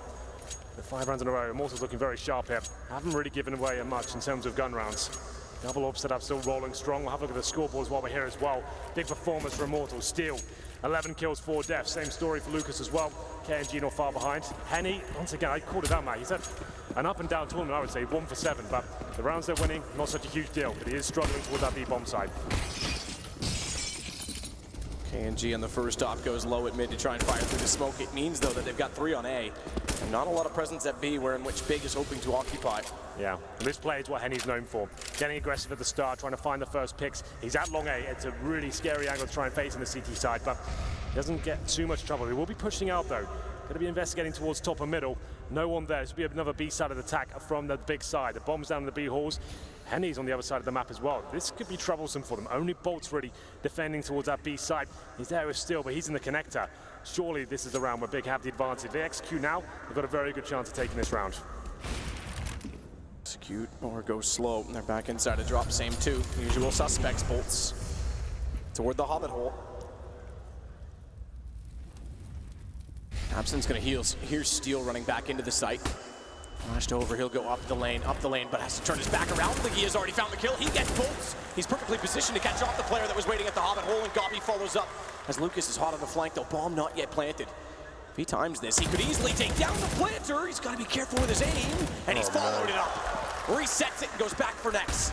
Gobby and Legia are so low on HP as well. Absolute blunder there from Big, not watching their angles at all. You've got 5 players alive. Why is no one watching the platform? And Eddie, he finds another kill as well. Takes 2! This is falling apart for Big. He's up to Gobby on 15 HP. The bomb has not been planted. Surely he can't do it. And it's Henny who steps up just when they need him. 3 kills in the round. And 6 in a row for Immortals. Big are starting to crumble. Another pause required, I would say. That's terrific. That should not be happening, man. Why is no one watching the platform? And Next couldn't get the refrag, even though the spray was so lackluster from Lucas. And then Q in the brother, he steps up on the AWP, 3 very fast flicks. As soon as he gets that second kill and bomb's not planted, they were already in trouble with the HP as it were. 5 on 2. Beautiful op shots. Yeah. 5 on 2 situation though, that's and watch this. This is why it's nice the booths face each other. He's taunting them, not that they'll have noticed. That's true, that's a very good point. Oh, I think we have not a force buy here, but big down to the upgraded pistol, some armor as well. Need to start converting those rounds if they want to stand a chance here in the quarterfinals. 7-3 the overall scoreline. Single orb this time for Immortals, but Bolts, he wants to challenge towards drop down, and challenge he will as he finds the first kill. Can't get the doubles, Legia takes him down with that UMP. No off-shot success from Henny this time, though, as Legia is able to pick up the M4. He also, having picked it up, deterred the push coming through from Steel that was going to try and flank him out from window and get the refrag. They're content to let them have position because they don't have anything else to go along with this M4. It's just the one, although they can't give him that much room. They have to at least be mindful of his presence because Henny's caught completely off guard, not looking anywhere near the position as Steel's going to go back for it, and Legia's placed well. If Steel's equally as careless, could have walked into it, but this could be big. This could be a massive play as KNG wants to flank. They're not going to be looking. They hear him drop down. They line up, though, and he gets both the M4 sprays through. Legia's got it all to do, and Steel's ready for him. Immortals are alive, absolutely alive with 7 in a row. Yeah, beautiful stuff there. Great mid-round calls. Equal situation, 3-on-3. KNG asked for the call to get up towards drop down there. He turns it to perfection as well. They both line up from. They know he's coming as well, but they can't do anything about it. The UMP, the Tech 9, trying desperately to defend, sticking behind each other, but didn't work out. KNG finds them. Here it is, the replay. As both players go down. It's 8-3. That was just a partial bite there from the big side, so we won't take too much away from that, but 8-3. Immortals have won the half, and they've looked at the much better team, I have to say it right now, so far. Round number 12. More power for Kyiv once again. And fast play from Legia. Wants to be challenged in that area. Has been hitting some decent shots. He's actually top fragging right now for Big, which is great for him, but not so great for the likes of Big. We need Tabson to be at the top there. He needs to be delivering a world-class performance to make it to the semi-finals here. Extinguish the flames with smoke. Shot comes through, but it won't land. He still already has the one to take the damage early. Backs off.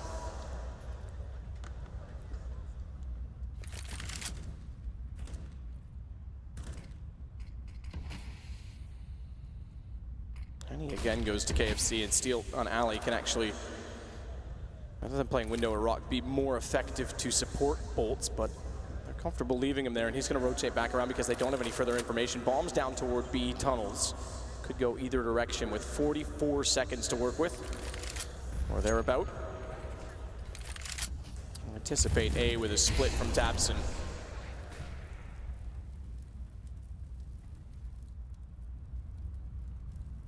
Not a lot of utility left. Tons of kits for the post plant, but not a lot of utility left on the Immortals side.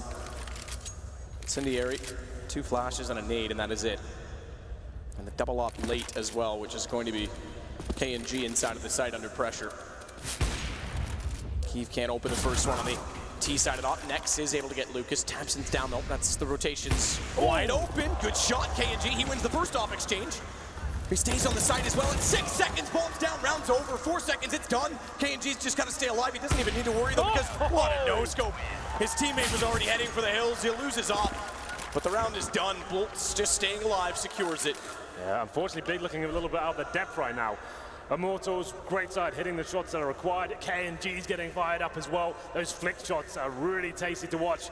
Manages to take 2 of those down. Like you said, he's had to survive there. Got a little no-scope to finish things off as well. He did go down eventually, but it's going to be got beat with no money to the next round. He saves the AWP and armor, so that's fine. But now we have another tactical pause. This is not the Big we've seen throughout the tournament. Only saw them in Inferno, you have to remember, Matt, but Immortals just looked like the better team right now. It's not the tactical prowess we're looking to see. It's slow, it's defaults. They're getting into drop, and then they're just repetitively doing the same thing. They're getting to the bomb sites. That's what you need to do. Having Mumbers making it to the bomb site itself is just the final hurdle of getting that 1 kill and getting the bomb down. They're wasting a lot of time with that slow play style we just mentioned, but it seems like it's not really working out from the clutches. The players aren't stepping up in those particular situations, but KNG, he certainly is. What was this shot? Looking at the other side, and boom! Takes him down. That was really, really nice. Round number 13. We do have a force buy here, I think. Well, I was going to say, we do. You're right to call that. Kyiv back on the AWP, because obviously they pick up what they can and force anything they can into this 9-3. We've only really seen one wall of smoke toward B. Nothing overly creative from Big, which I was expecting, I have to say. They've got tactics on this map. They've got great executions towards the A side, especially as we were describing. But you're right, we haven't really seen too much of it as of yet. It's still early days. They can get 9-6 here. They're absolutely fine, but that does have to happen, I'd say. I don't think 12-3 is going to be good enough to carry them through here on Cobblestone. Tabson down to a Tech 9. Arguably want him on the AK-47, considering how powerful he can be. Keeve with the AWP, this time making his way towards drop down, trying to find the first pick, but up against double AWPs once again. This time though, it's bolts, not the AWP who's on the platform, and Henny will just be trying to bait him in, take that aggro away. And there's Big once again, setting up towards that B side. The shots from Godby, obviously Mask, Keeve going in, quick bounce nade, one that's close. AWP in the drop, he's tagged them both, he's absolutely right in his positioning. He'll follow it up as Legia gets bolts, but Steel still stays alive at the rock, and he'll actually put himself all the way over toward KFC. A single nade would take him down. Watch to Henny. Smoke out, he's rotated around it, finds Legia on the first one, can't follow it again to Nex. A chance to work with a man advantage and the HP of Steel, but Steel goes overlooked. Timing everything, timing off for Lucas as he looks the wrong way. KNG gets back in position. Another 2 plays from the secondary off as Keeve goes back out and can't get around the corner. It's shut down, 10-3. Opening kills once again there for Big. It was looking so promising. It's that final hurdle. This time KNG, their nemesis once more. 3 kills to finish things up. Steel was still a chicken coop as well. I thought he was about to shut the round down. He gets 1 kill at the platform position. The thing is so key though, before Henny died, right? He dropped the incendiary at that drop down entrance, meaning the T side was segregated. They had presence at the platform, but they couldn't pincer at the very same time. Just some great utility usage from Immortals. This is looking like a very strong performance from them. It's clinical, they're hitting the shots that are required, and it seems like Big might be out of their depth, I'm not sure. But the executions, the final plays, just don't seem on point right now. They're not hitting the shots required to really justify this really slow pace. Going to round number 14, I don't think this was a force buy. Obviously, maximum loss bonus, lost so many rounds in a row here. Current scoreline 10-3 after winning the second round force buy and getting 3 in a row. It's just dropped off completely. They've got Tech 9s, Deagles, UMPs, left themselves about 2K so they can buy next round. Another execution play, smokes are lined up. No fakes here, sticking together, going towards middle with 2 players and 3 along A. 10-5 still fine. They can pick this round up. This will be a struggle, but it's enough to work with. Tabson with only 7 kills leads the way on the Tech 9. AWP spots the head. Good shot, KNG. He's a monster, isn't he? Good God, man. He's stepping up when needed. Lucas is able to quickly cover off the push toward the APC. Even though Nex gets a trade back on Steel. He swings out, handles that as well, and they've got an inkling as to where Legia is. They won't exactly know. Oh, yes, why not? Why not, Legia? Give me something to cheer about. Oh, he's actually gotten his side aggressive. He's got it down to a 1 versus 2, and he knows there was one more rotating over. He could have easily got bolts off. Yeah, decent attempt from Legia, I have to say, but all for naught. Gets a knife kill, means he gets more muddy into the next round and can drop the AWP. That's actually quite substantial for him. 11-3 though, cannot convert these rounds. Immortals looking very, very good. KNG especially, what has he had for breakfast today? That was absolutely unbelievable, the shots he's hitting. Look at it, every shot just very calm. And we were told how good he can be at AWPing when he first joined his team, but we thought, they've already got a Henny. Why do you need another AWPer? But it's paying off in spades right now. We're going to round number 15. Double AWP setup still out, of course. Big need this round, I say that they absolutely have to convert this one. Decent damage inflicted. Lucas might go down here as he sits in the flames, goes down to 18 HP. Nade thrown bounced off. KNG's right, he knows they're below the ramp, so he adjusts accordingly.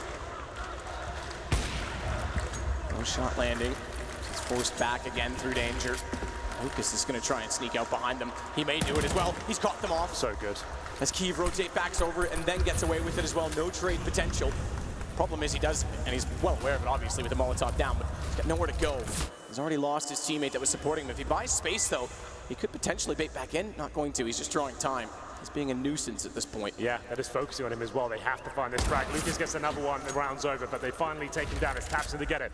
A minute to work with. They won't be timing this round out at least. Steel though, headshots next through the smoke. Bombs in that position as well. They don't really have much to work with here, but that certainly helps. God B finds KNG. Beat. Steel gets one. Starts off the shutdown. And they've got it all again. 12-3 Immortals. Yeah. This look, again, Immortals win pistol. They get ecoed immediately after. It looks like Big's going to start to run away with it, and then non-stop. Non-stop. Speaking of non-stop, you've got all kinds of stats that never really stop flowing in. If you head to Bumio.com, you can check everything out from the majors, see tips from all sorts of pro players that have been on the stage this weekend already. Well, first half looking very good for Immortals, I have to say. 12-3 on the CT side. For me, that's just a win. That's a lock-in right now. This would be an absolute catastrophe if they gave this map away, but we'll see. Big, known to be a decent cobble side, and they'll be needing the pistol here. That goes without saying at this point. 4 sets of armor for them, a couple of flashbangs to work with.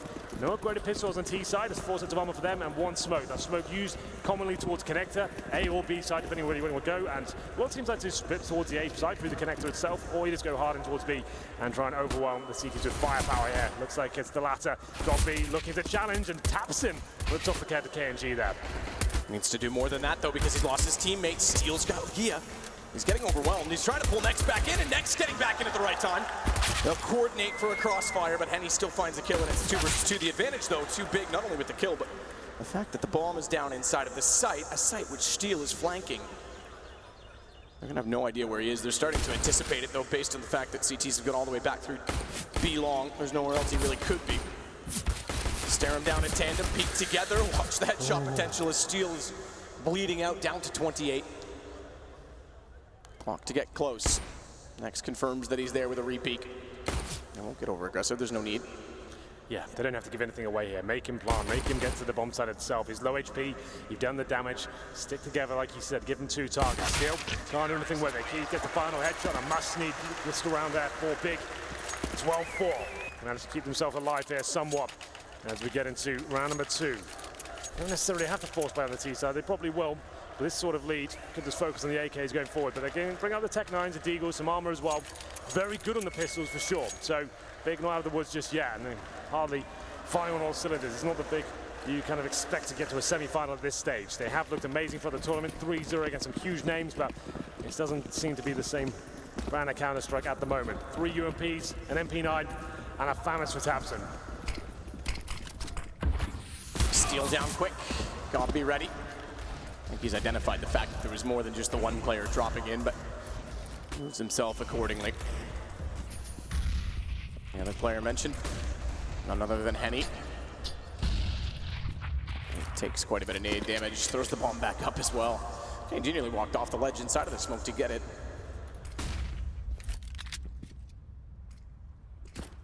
But Henny committed. And all the rotations have gone toward the B side. Lucas seeing if anyone's going to push all the way through. Well, here's the 5-on-4. The hard work has been done for the CTs here. Now, just hold the crossfires, wait for the final commitment to come in. Immortals should be taken down 1 by 1. Time ticking away. Less than a minute now as Henny gets towards the drop down. He's got a flashbang though. Could find Godby here. Godby is decent at drop down, knows what he has to do. He might overlook this corner though. That could be an absolute shame, but the timing, somehow Henny has the knife out at that point as we bolt so in the back in the round of the headshot and taps him. KNG wants to get through. Lucas was watching flank, no one to worry about in that position yet. Instead, it's in the sight. MP9 Kiev, good firing range position as he gets closer and closer. Godby will get the kill in the end. He swaps to the pistol to get Lucas because he's depleted his ammunition in the SMG, but Godby gets the kill, the final kill. 12-5, not done by any means. Definitely not. Now they've got the pistol in that second round conversion as well. Let's take it round by round. It's not done yet. Round number 18. 2K per play on the Immortals side, no bomb down in that previous round.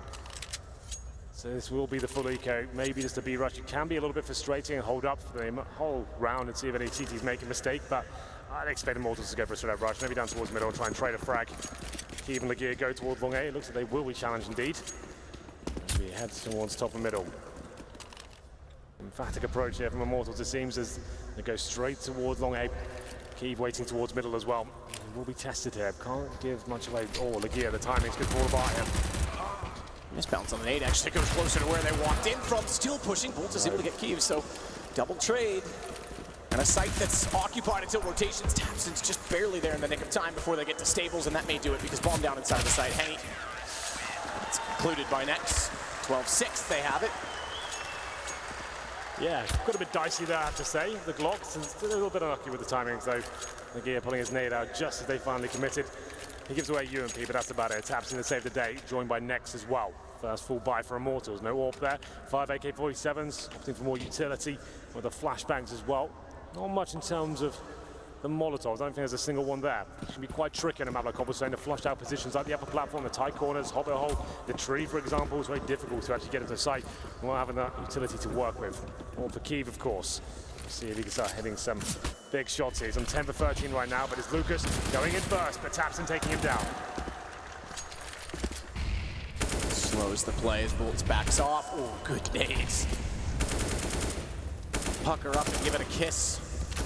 Rotten Apple takes him down to 56, and they'll find Bolts. Good push from Tapson. So no openings for Immortals now that they're on the AK-47 steal. He seems to be the one to want to go after drop. Does land an A directly on top of Godbeak. And then he'll follow up by dropping himself into the position, but it's being fortified and guarded. Tapson as well is going to be boosted up on the tree. And he'll stay, yeah, exactly, at an angle behind it by which he can see E-Box because they know Steel's in there. Bad advantage still for the big side here. 5-on-3 to be exact, but here comes the final play. We took that tree position, could be problematic, but for Steel, it seems absolutely fine for him. And bring a kill back. 1-3 now. Next. Does hold off, watches back, he's stuck against the wall though, nowhere to go. KNG therefore is able to put him down once they have the information. Spraying in, he finds Coffee, they have opened something up late. Bomb's gonna go in, late Molotov as well means they won't be able to deny it just yet. But a 2 versus 2, make it down to 1, they've gotta go back for the bomb, and Henny burns alive. The Molotov did just barely get in position. Yeah, great play from Big. They've had a lot of advantages in this game that they've thrown away. 5-on-2s, 5-on-3s, but that one, they convert. It started to fall apart slightly, with Steel finding the opening kill toward that tree position. But finally, it's looking decent for Big now, winning the first gun around here. The journey begins. It's going to be 4-0 in the second half. Looking decent. Could they bounce back? Certainly a possibility, as there's another eco here for Immortals. The gap in the scoreline is starting to close. Slowly but surely, this could happen, Matt. Could have a real game on our hands now.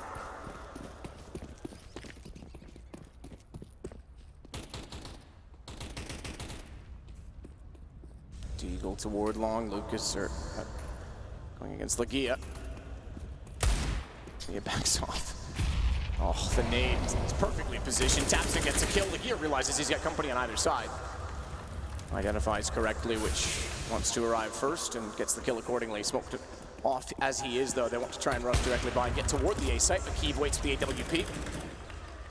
Should be a clean sweep, and it is. So Big fighting back valiantly.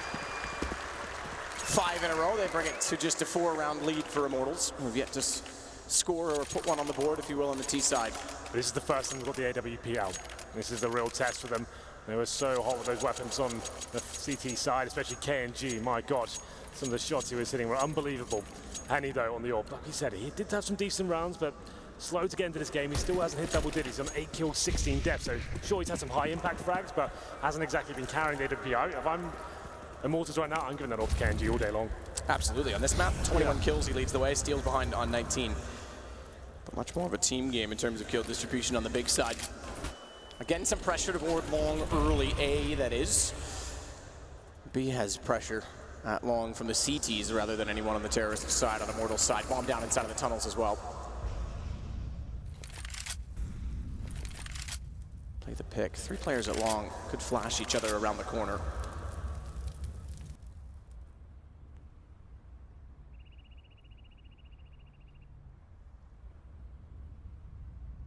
Lucas has gone quite far up and close to the corner, but still just waiting for his time to go.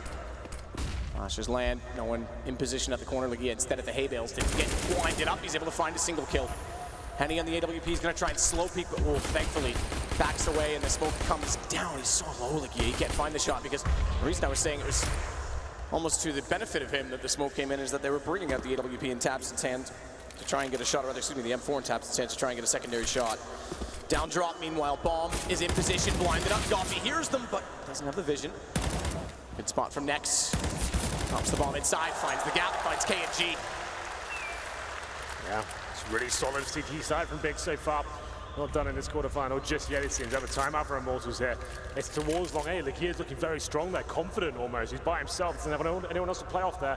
Takes the jewel, drops the smoke as well. Completely isolates any remaining T's on the other side. He falls back. And it's up to God B to defend the drop-down area. He can't do it, but his teammate Nex as we said, showing some fantastic form in this tournament. Continues here. 4 seconds remaining. Henny has to save the AWP. He's above drop down right now. Looks like he'll be fine to save the weapon. But Immortals, generally speaking, haven't really impressed me at all here in the second half. 12-9 as we start to close the gap. Immortals timeout does come in indeed, tactical for sure. Their first one. This shows you how kind of the difference in the first half and the second. They haven't had to use a pause whatsoever at this point, but now the Sun is looking a little bit uncomfortable and working out what's to play here. Henny with the saved AWP. He's got armor, got a smoke to work with, but no money from not surviving that previous round. His teammates just the maximum loss bonus here, $3,400 per player. A little bit more than that on top, so AKs and armor can come out, but 3 smokes in total, 2 flashbangs. Doesn't look amazing for them. In terms of the predictions here, the pick-em challenge is going to be 68% in favor of Big. I guess it's about right, depending where you're from, but... Doesn't surprise me, actually, just based on how they did in the group stages. Sure. I think there was a bit of a bandwagon behind that as well, so... Yeah, that's fair enough. Round number 22 then. All power for Henny once again, hasn't been playing amazingly. Hasn't really opened up the maps that much in this T-side. Goes towards the upper platform, up against Kiev, who's been pretty decent. And he's towards long A this time. Lagia changing his position. This is a heavy B focus. So this Kiev, the only player on the A side of the map. Lagia towards drop down, backing up got B as well, where he's had some aggro, a bit of some issues there. So that's why it's good, right? To do it right now after you've shown Lagia on that side of the map and having taps in there as well, just to shift them over, a completely different setup to try and counter what Immortals are doing. Oof, that nade. That's so good again, so well timed. Again, Molotov damage is actually extending a lot further than I think Lucas was ready for. Yeah, that almost killed him immediately. He goes down to 19 HP. Well. No kill coming in just yet, but as good as. Lucas down to 19, still at 55. Kiev come to his play by himself, still towards top and middle. They haven't really gained anything at the B side. No one in drop down, and it's getting bullied by the utility at this point. Big looking for double digits, and that's when things get quite scary indeed for the Immortals side. Could they actually throw the 12-3 lead?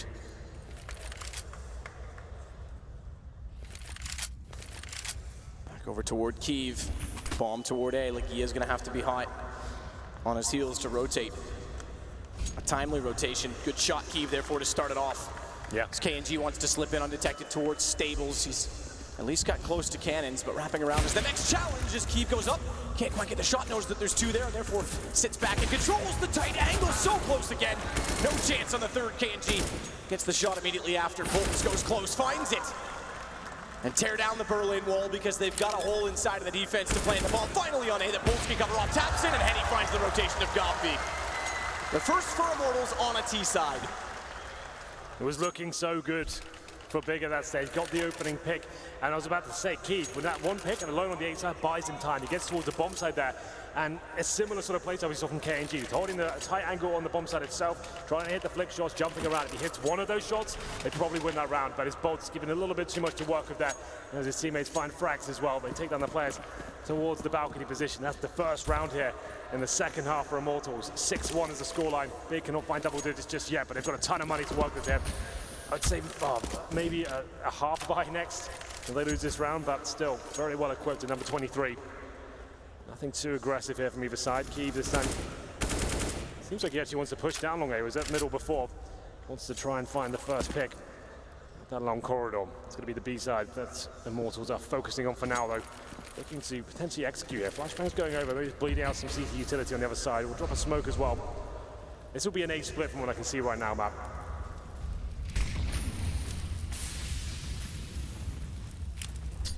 Molotovs are there, nades again well timed. That is huge because it's on a reset round. They've already got damage and they'll just fall into the rain. God B! He is the God B as he shuts down drop one more time. Henny in a 1 versus 5. Apparently they didn't bring enough to tear down a wall this high. Oh, it's so beautiful. The nade, everything, the timings, the perfection as well. Sitting in front of the smoke, the 3-man spray down. Immortals have no idea what has happened to them. It's Big, a really successful round there. Lost the previous, and now they get the double digits. Everyone surviving as well. God B on an absolute rampage. Immortals can do nothing about it. They were setting up for that A split. They tried to get the drop down control where God B's been allowing them to have. He's been sitting outside the window, but this time he's in there. He's fighting, he's scrapping. And they managed to get all 3 kills. Another timeout for Immortals. They're not looking comfortable here. And that's a full reset round as well, Matt. The fact is they get no bomb down here. And let's look at it from God B. Just spotting them as they drop into the smoke, doing the damage, the full commitment with the 30 bullets. You'd love to see it. God B stepping up now. This is looking really bleak for them in the first half, but they found their footing now in the second.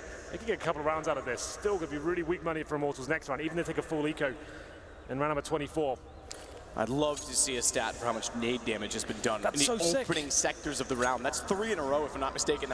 They've hit multiple people for significant damage before they're even ready to go. That's 1 HE in 2 rounds. It's done over 100 damage. Like that's kind of nuts. Very rare to see them being that effective, especially on a map like Cobblestone as well. Round number 24, it's going to be P250s, Deagles, no armor, no loss bonus to really have that comfort. And another nade to the face of Bolts as he goes down to 45 HP. They're having a really rough time in that drop-down area.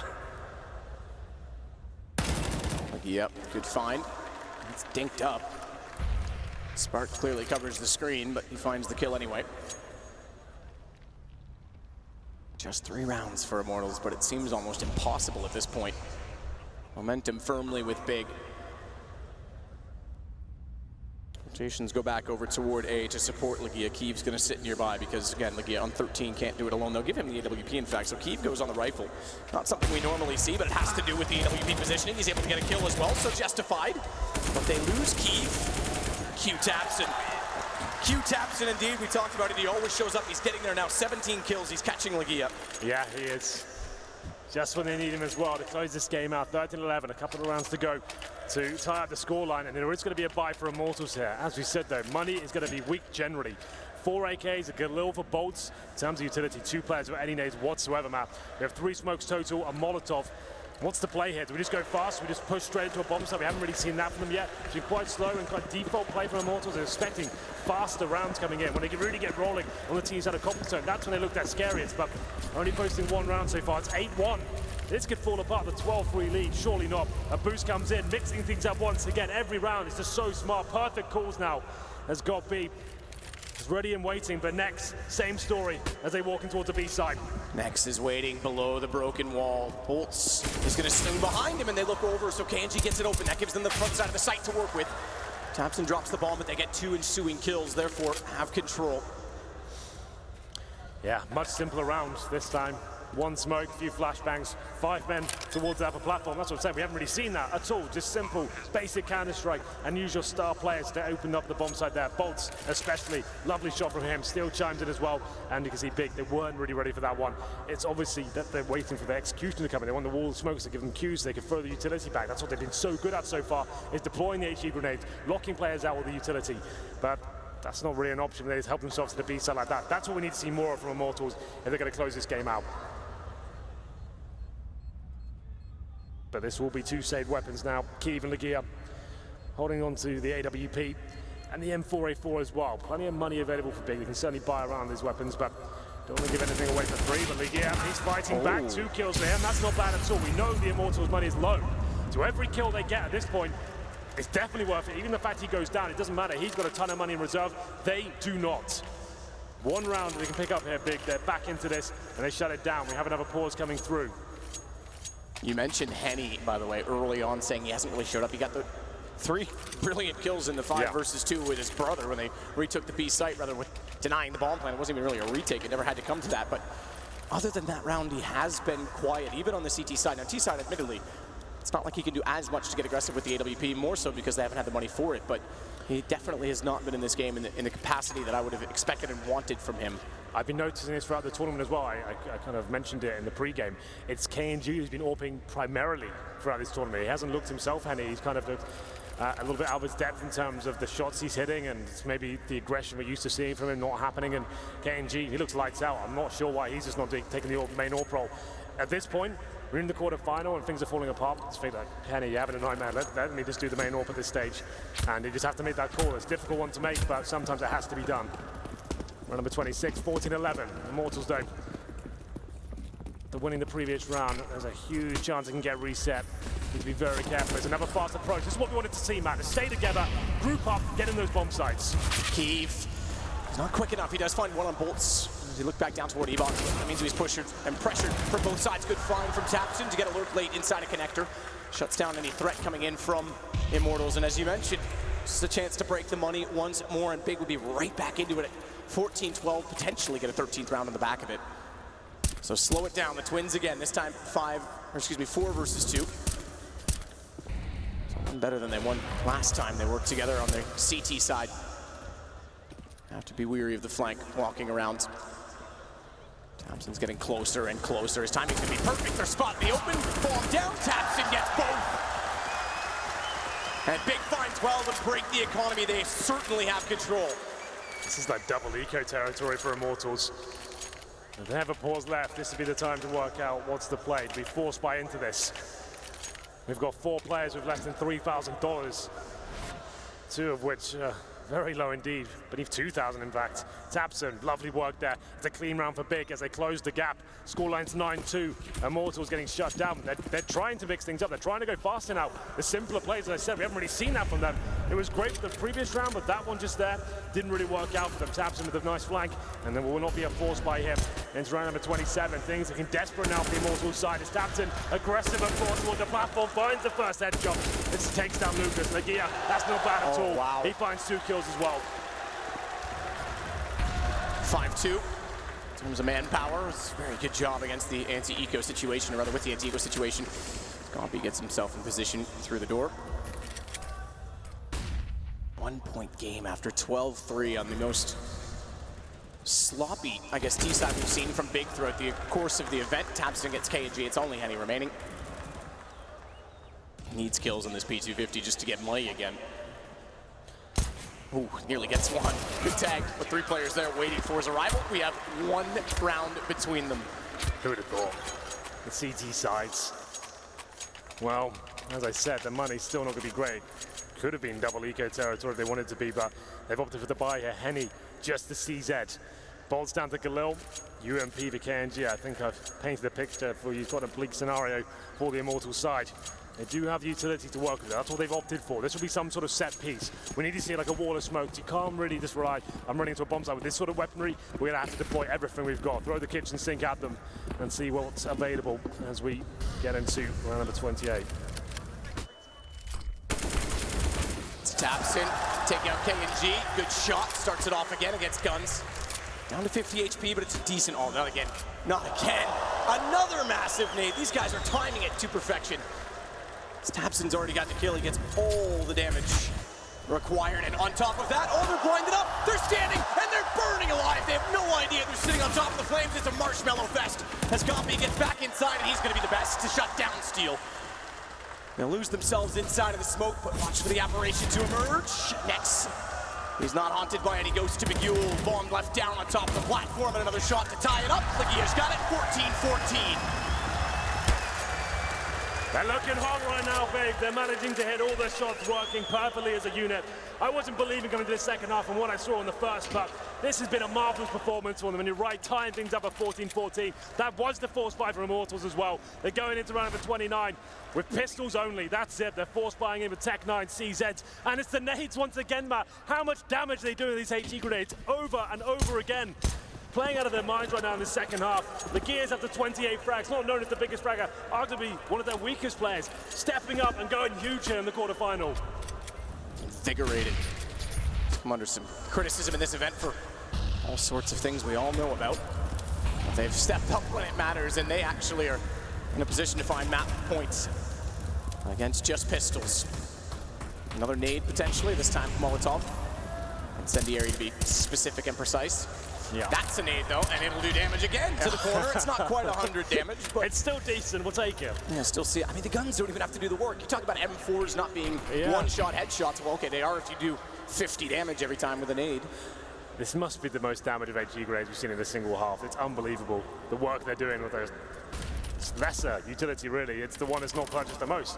You're often opting for the smokes, the flashbangs, and the Molotovs. The HE is like a luxury sometimes.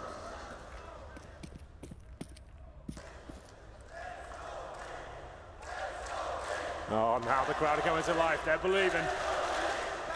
Here we go, Pistols, the final play towards the B bomb site. And Norton have to dig so deep this one. Lose this round, it's pretty much over. Still no money. Final flashbang, here we go. Through the smoke, it works. They don't spot next to the archway. They'll get him back. And on top of getting him, they actually do find Gabi immediately before. So it's a 2 versus 2, but Kiev with the AWP continues to look hot in this event. And a fast flick puts Matt Point on the board for Big First.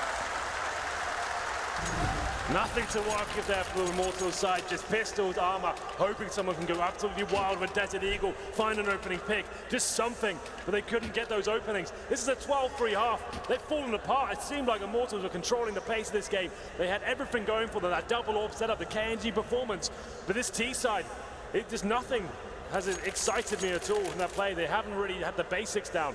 The map control hasn't really come in. They haven't had any clutch situations really. It's all just been whitewashes, getting completely wrecked at the drop-down room, especially by HE grenades as well. Final pause comes in. I should say 3 out of 4. You get what I'm saying. And Galil's, Deagles, Tech 9s.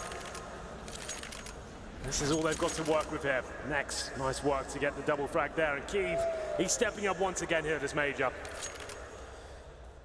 The coach is feeling it as well. Gabi just ecstatic, as he should be. This team is the surprise of the tournament. What a package they've put together. 1 round to be 4-0 in total, and 1-0 in an all-important quarterfinal. Pressure on for Immortals, and not a lot to work with. Definitely not. Galil's Wolfpack mentality towards Long A, but it's Lagia. He's having a game. We'll see if he can hold them off once again. Drops the incendiary, but this time taken down by Steel.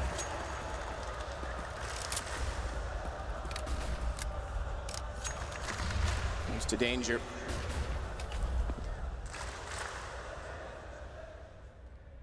So our first pick finally for Immortals, not something they've had and been able to secure very often. And they upgrade one of the pistols to an AK now, getting stronger and stronger. A real chance to take this to overtime. Gabi though, aggressive towards Long, not the greatest position, can get flashed off there. It's a one and done technically, but he can get backed up by his teammates.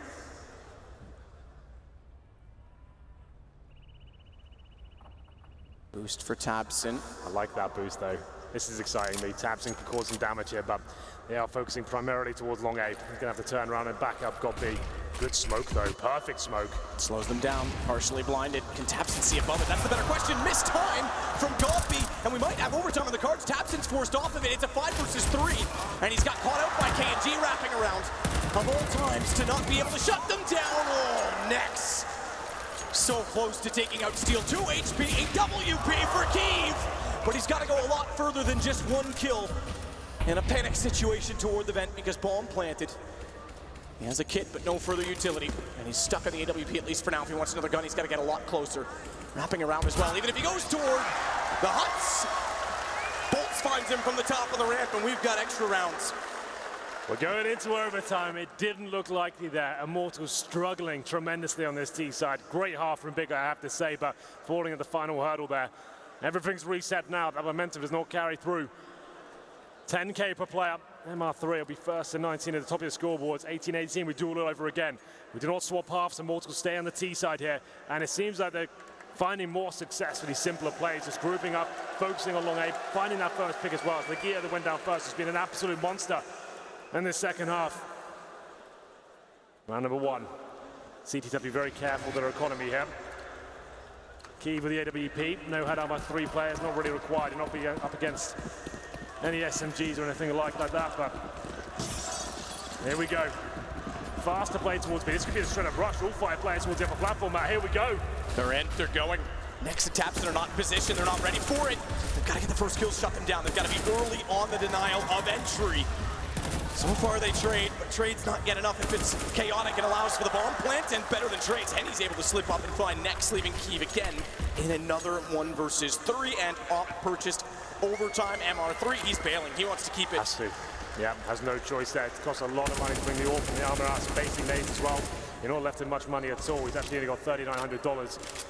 1,400 on top of that next round, so has to save his orb. Great call to change the pace. Why we not? Didn't see that from them all. You've got these star players, these raw aimers. Pound for pound, Immortals do out-frag Big pretty much every single time. And why are you not just focusing on that? Say as a 5-man unit, get that rush going on instead of getting the defaults and getting wrecked by HE grenades. This is get in there. let's start hitting some shots. Let's let our star players have some movement. And it's Henny who gets 2 frags into the round, and B-Rush is all the call they need, apparently. I like that a lot. First time they've done it, it works out for them. They go down 1-0 here. Nice way to kick off overtime. Great call. Just a first banner, guys. What you're usually aiming for, the rule book, the strategy book, whatever you want to call it, goes out the window in overtime. You're trying to think back, what worked there? How can we adapt what we've currently been doing? Why are we getting shut down across the board? And now, to stick together, I like it. Simple, but effective. Number 2 now. Still with the AWP, of course, after saving in the previous. Money, though, if you lose this round, you're left with pretty much nothing. You get UMPs and pistols. When that 2-0 comes, they need to be very careful. Manage the economy well. If you have to save, sometimes it's better just to do that and think about the future instead of trying to have the heroic plays. Close proximity to the doorway. Yep, he wants them to walk in, and they do. Thank you very much. I'll take charity at any point in time, as Lucas is at least able to trade it back by getting Gobby to ward drop. Kiev double scoped, wants the first shot. Jump across, forget it, he'll flick. He will flick indeed. Oh, nearly gets it. Molotov will lock down the position, flash up over the wall. He wanted to re-peek it, but got blinded himself. Good creative way of doing it. Bit optimistic in how much distance he has to travel. Watch that smoke. And watch the boost on the reverse side, because they've just put KNG up with the op. Kiev's got to be a lot more careful about how he chooses to re-peek.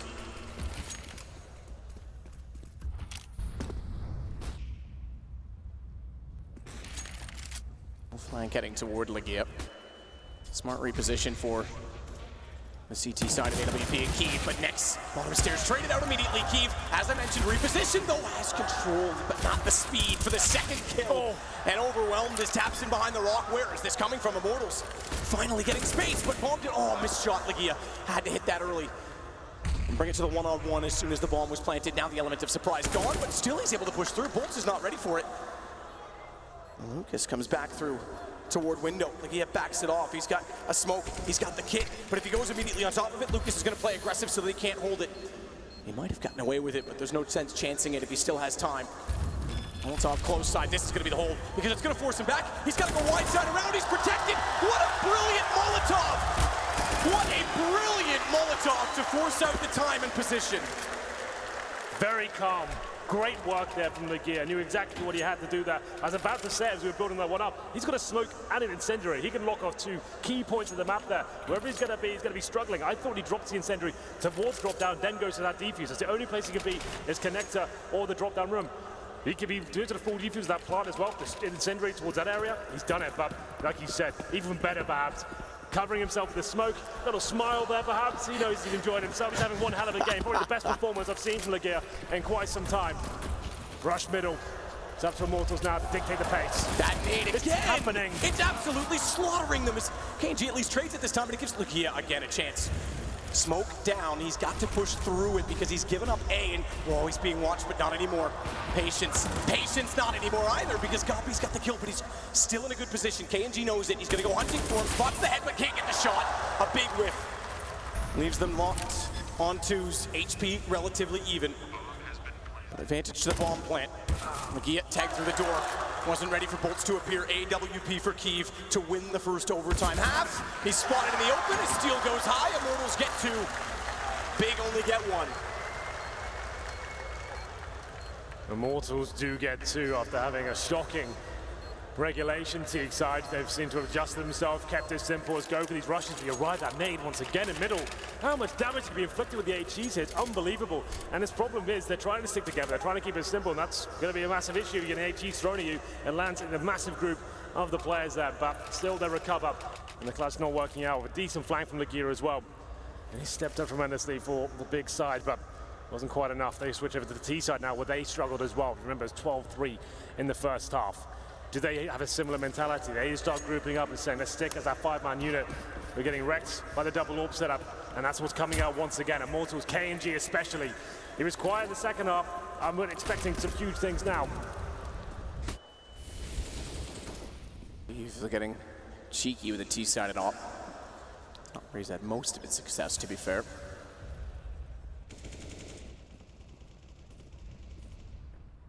How does it always seem to go that when T-sides are the struggle in the regular 30 rounds, you hit overtime, and suddenly they appear with a change in pace and urgency. Watch out for Godby to check corner. If tactics weren't a thing the first time they played on the T-half, they might need to be now slow pace again.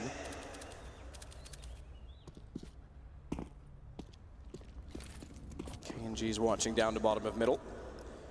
Henny on the other op is toward Chicken Coop, and they're still not deciding on the big side where they want to go.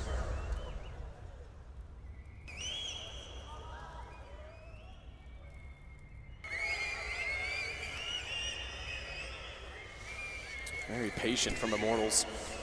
Indeed. Not buying into any of the slow play from Big, not going for information that could cost them. One more round from that point. You don't want to give anything away here, especially on that CT side. You don't want that money to start dwindling away. It will be an A-sided attack. Taps in once again a drop down. His 4 teammates waiting to execute, but they did run out of time. They weren't managing that correctly in regulation. It's going to be still to find Taps. That's a key frag. Here comes the final commitment there, but Legia hitting shots once again. Good opener. They know Lucas is toward the barrels. The problem is to get far enough inside of the site to get him. They have to cover off the balcony. They've done that. And down they both go. Bomb plant follows immediately as Steel goes down to next. Very good entry, and it wasn't strategical. It wasn't tactical. It was just straight up. Entry kills and leaves Henny. Versus 3, it was 4. Chances of anything beyond that, pretty slim. Doesn't have a kid either, so backs away. 17-17. Indeed. It's 18 required from that point, but Big do tie things up. Slow and steady as usual, but this time much better. I thought Immortals could pick that one up, considering one of the key scalps for Big went down first. Taps in that drop-down room. They go towards A, they stick together. McGee opening things up. He managed to get 2 frags in total. He's having one hell of a performance, I have to say. Keith with the AWP as well. You said it's a little bit cheeky in the T side, but it works out for them that round. And then a pause comes in once again. This must be the final pause now, I think. Not a lot of them. Just a chance to calm down, work out what the play is. We didn't see the best T side from either of these teams. So tactical time for Big, yes indeed, their last one. 4 out of 4. A chance for the coach to chime in, give his input. Help out Godby with this final call to get them to map point potentially here. Double up setup. Not sure it's a possibility right now. We'll have a look. Single. So yeah, Henny, he gets the only AWP here. And again, I have to say, Matt, why is KNG not AWPing on CT side of Cobblestone? He's been much, much better, to be fair. He's got 28 frags, Henny 13. Sure, he is the main AWPer, but you've got to ask yourself, like, if someone's not playing that well, maybe it's time you just took the rifle and gave him the responsibility. Yeah, absolutely. Playing to the strengths. He has certainly been one, KNG.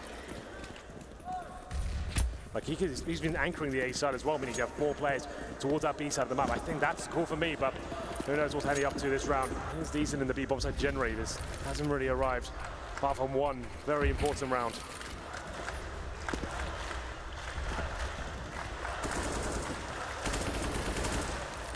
Through the smoke. Next will jump across.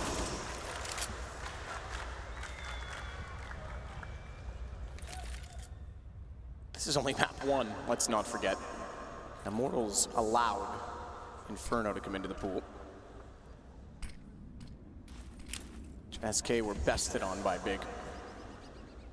Not so sure we can still say they're the little brother anymore, Immortals. I think they're emerging from the shadow at this point. In this event, they are legends, rightfully so. Oh, look at the nades again. This time it's against Big. They're the ones caught off by a really well-thrown double Molotov play. Tamsin and Godby get trapped between it. They know they were going for that position every time in the first half. First time they played T-side. Next was snapped to his perspective, but it's Legia instead that finds bolts on the other side. Steel, he slips behind them, but will that go undetected or not? Tamsin's ready for it. Big, for their second time, might find the first map point of overtime, their second in the game, that is. Lucas is the last alive. Nade thinks about it. It would have been a kill. He'll continue to try and do what he can. Pretty much has to at this point in time. And through the edge of the door, they spot him. Godby's able to capitalize. 18-17 for Big. Once again, it's Legia opening things up towards that B side. That's a huge weight off their shoulders, guaranteeing second overtime if required, and the money's going to be broken for Immortals. We described it in the build-up to this overtime. Go 2-0 down, and then left with pistols, and saved him 4 from what I can see. KNG had some more residual cash there, so he's got the M4A4 out. So 3 smokes, some flashbangs, 4 pistols, and a rifle. If ever there was a chance to close it out for Big, this would be it. 1 round will do it. Immortals to dig deep once again. Can they find anything with the Desert Eagles and the CZs? Here we go, it's building up once more. Kiev watches wide side of the smoke as they continue to approach. Legia will be the leader. The hard charge. Tabson's gonna go solo this time. Down drop, knife out, they jump in. Bolts is ready, Bolts goes undetected. Bolts finds 2, almost to 3rd on a 5-7. But Tabson makes his way in from the E-box from drop. And bomb down, they have the advantage. Lucas with the deagle only to work with no kits. KNG down, rifle gone. The comeback might in fact be complete from the German side, even if they needed extra rounds. From 12-3 down, Lucas will walk in, it's all up to him, and they're ready for it. They'll spot him out as he goes around the corner, everyone faces, whoa! No Lucky way. shot to find Tabson as he re-peeks back out. AWP has to back off from Kiev. If he finds the shot on Gobby, don't rule him out. Ooh. He's got it as well. He's only got 12 HP, but he's lost track of where Kiev is. The shot, and he's on it. Kiev, why is he not peeking? Goes for the knife. Oh my goodness. You talk about config, BM. Take that and stick it. He throws it back in Immortal's face. A risky play, but Big are magnificent in map 1. I'm not a fan of the decision with the knife match, but it works. Just about. 12-3 down, the Big fans are loving it. They've got their own section here. What a comeback. The job's not done yet, but that was an amazing performance from them. Legia especially, 35 kills from him. Known to be one of the weaker fraggers in the team. He's stepping up in this major and delivering a world-class performance. What a troll. Yeah, Kiev. Goes for the knife to close it in overtime. Lucas did a good job there at the deagle, to be fair, to bring it down to the 1v1. If he full defuses that, there's a chance. And you missed the knife or misjudged the placement, the angle, maybe that falls apart. But what a way to finish it. I think we had 3 knives in total on that map. And 1 early on.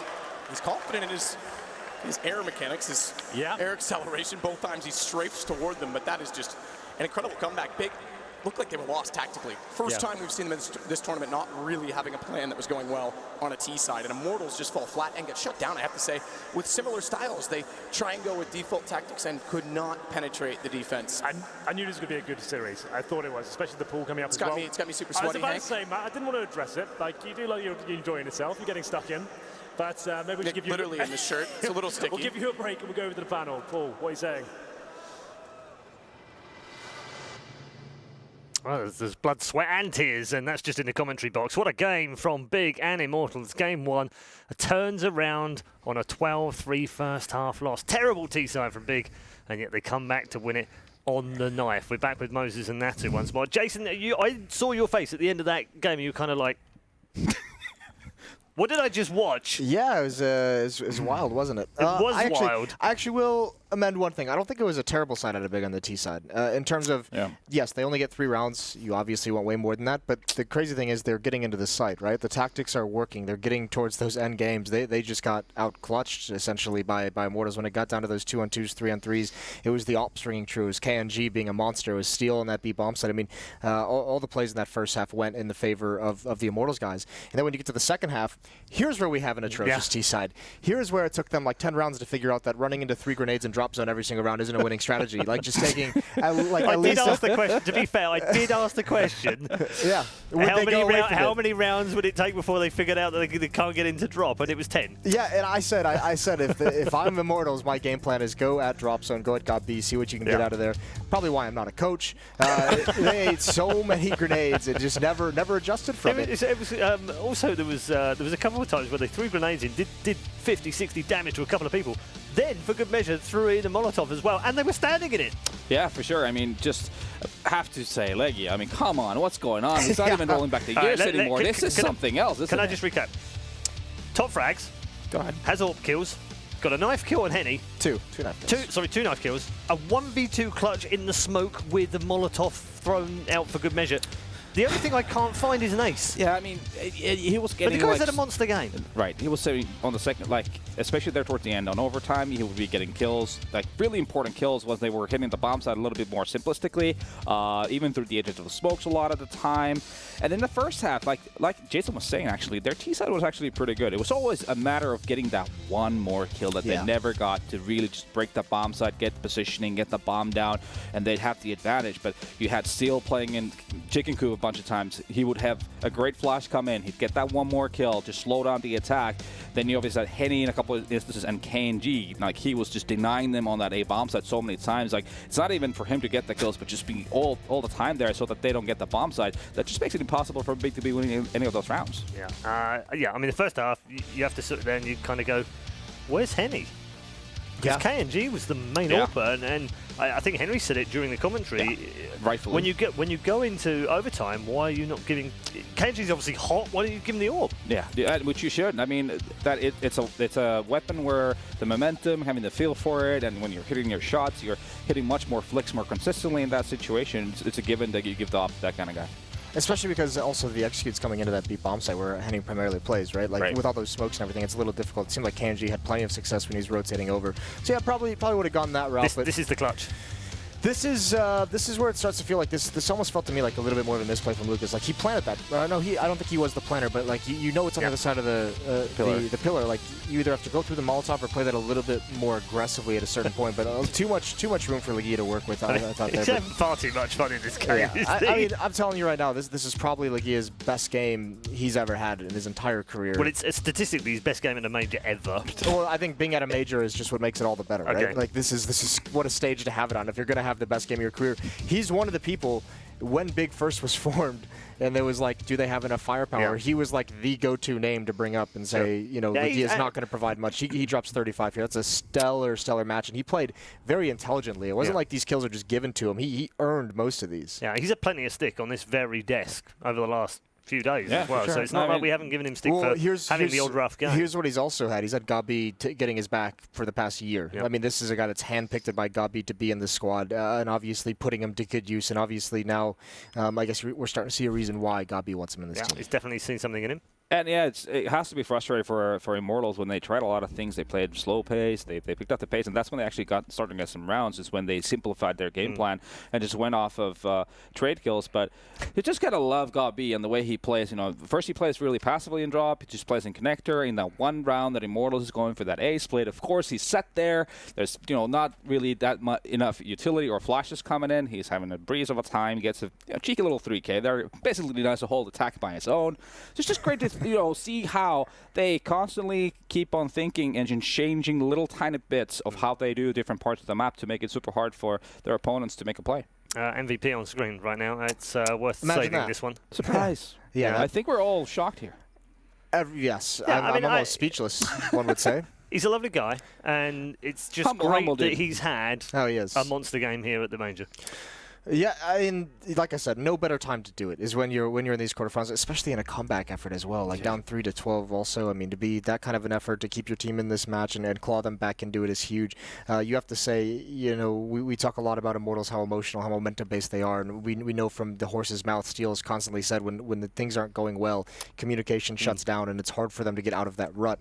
I mentioned it looked like they were kind of learning how to grind out some games. Didn't happen this time around. Yeah, our scoreboard presented by Boomio's on screen right now, which confirms the multitude of kills that Legia picked up in that one. 35 for 23, 92.8 ADR in that one. Tabson also having a good 28, still 31 for 26 on the other side. And the standout score, oddly, is Henny, 13 for 27. I can't remember when he's had that bad of a game. It's not... Honestly, and this I don't want this to sound too harsh, but it's not that much of like a surprise in the sense that we know Henny's been up and down. We know on the big stages he has been that player who's crumbled in the past, and that's always been part of Immortals' struggles to get to the major. Is when you have someone like Henny that has such big impact a lot of the times, when he's not having that impact, they haven't found anyone that can pick up the slack. That's kind of what KNG has been doing recently. But certainly, especially if you're a team like Immortals that's going to love this double up setup, you can't have Henny having this kind of a game. Yeah, and also, I mean, he didn't really have much to do on that first half. That's the thing. like then on the second half they go for a very heavy kind of a style there, and he's not really getting the room that he kind of needs to be able to make those kind of plays. So then he's the type of guy that doesn't seem to be able to get back from a rough kind of a start. So that's what really adds it up. All right, we're going to get more from Natu and from Moses in just a moment. But first, let's go back in time and rewind to yesterday where Sir Scoots caught up with Steel.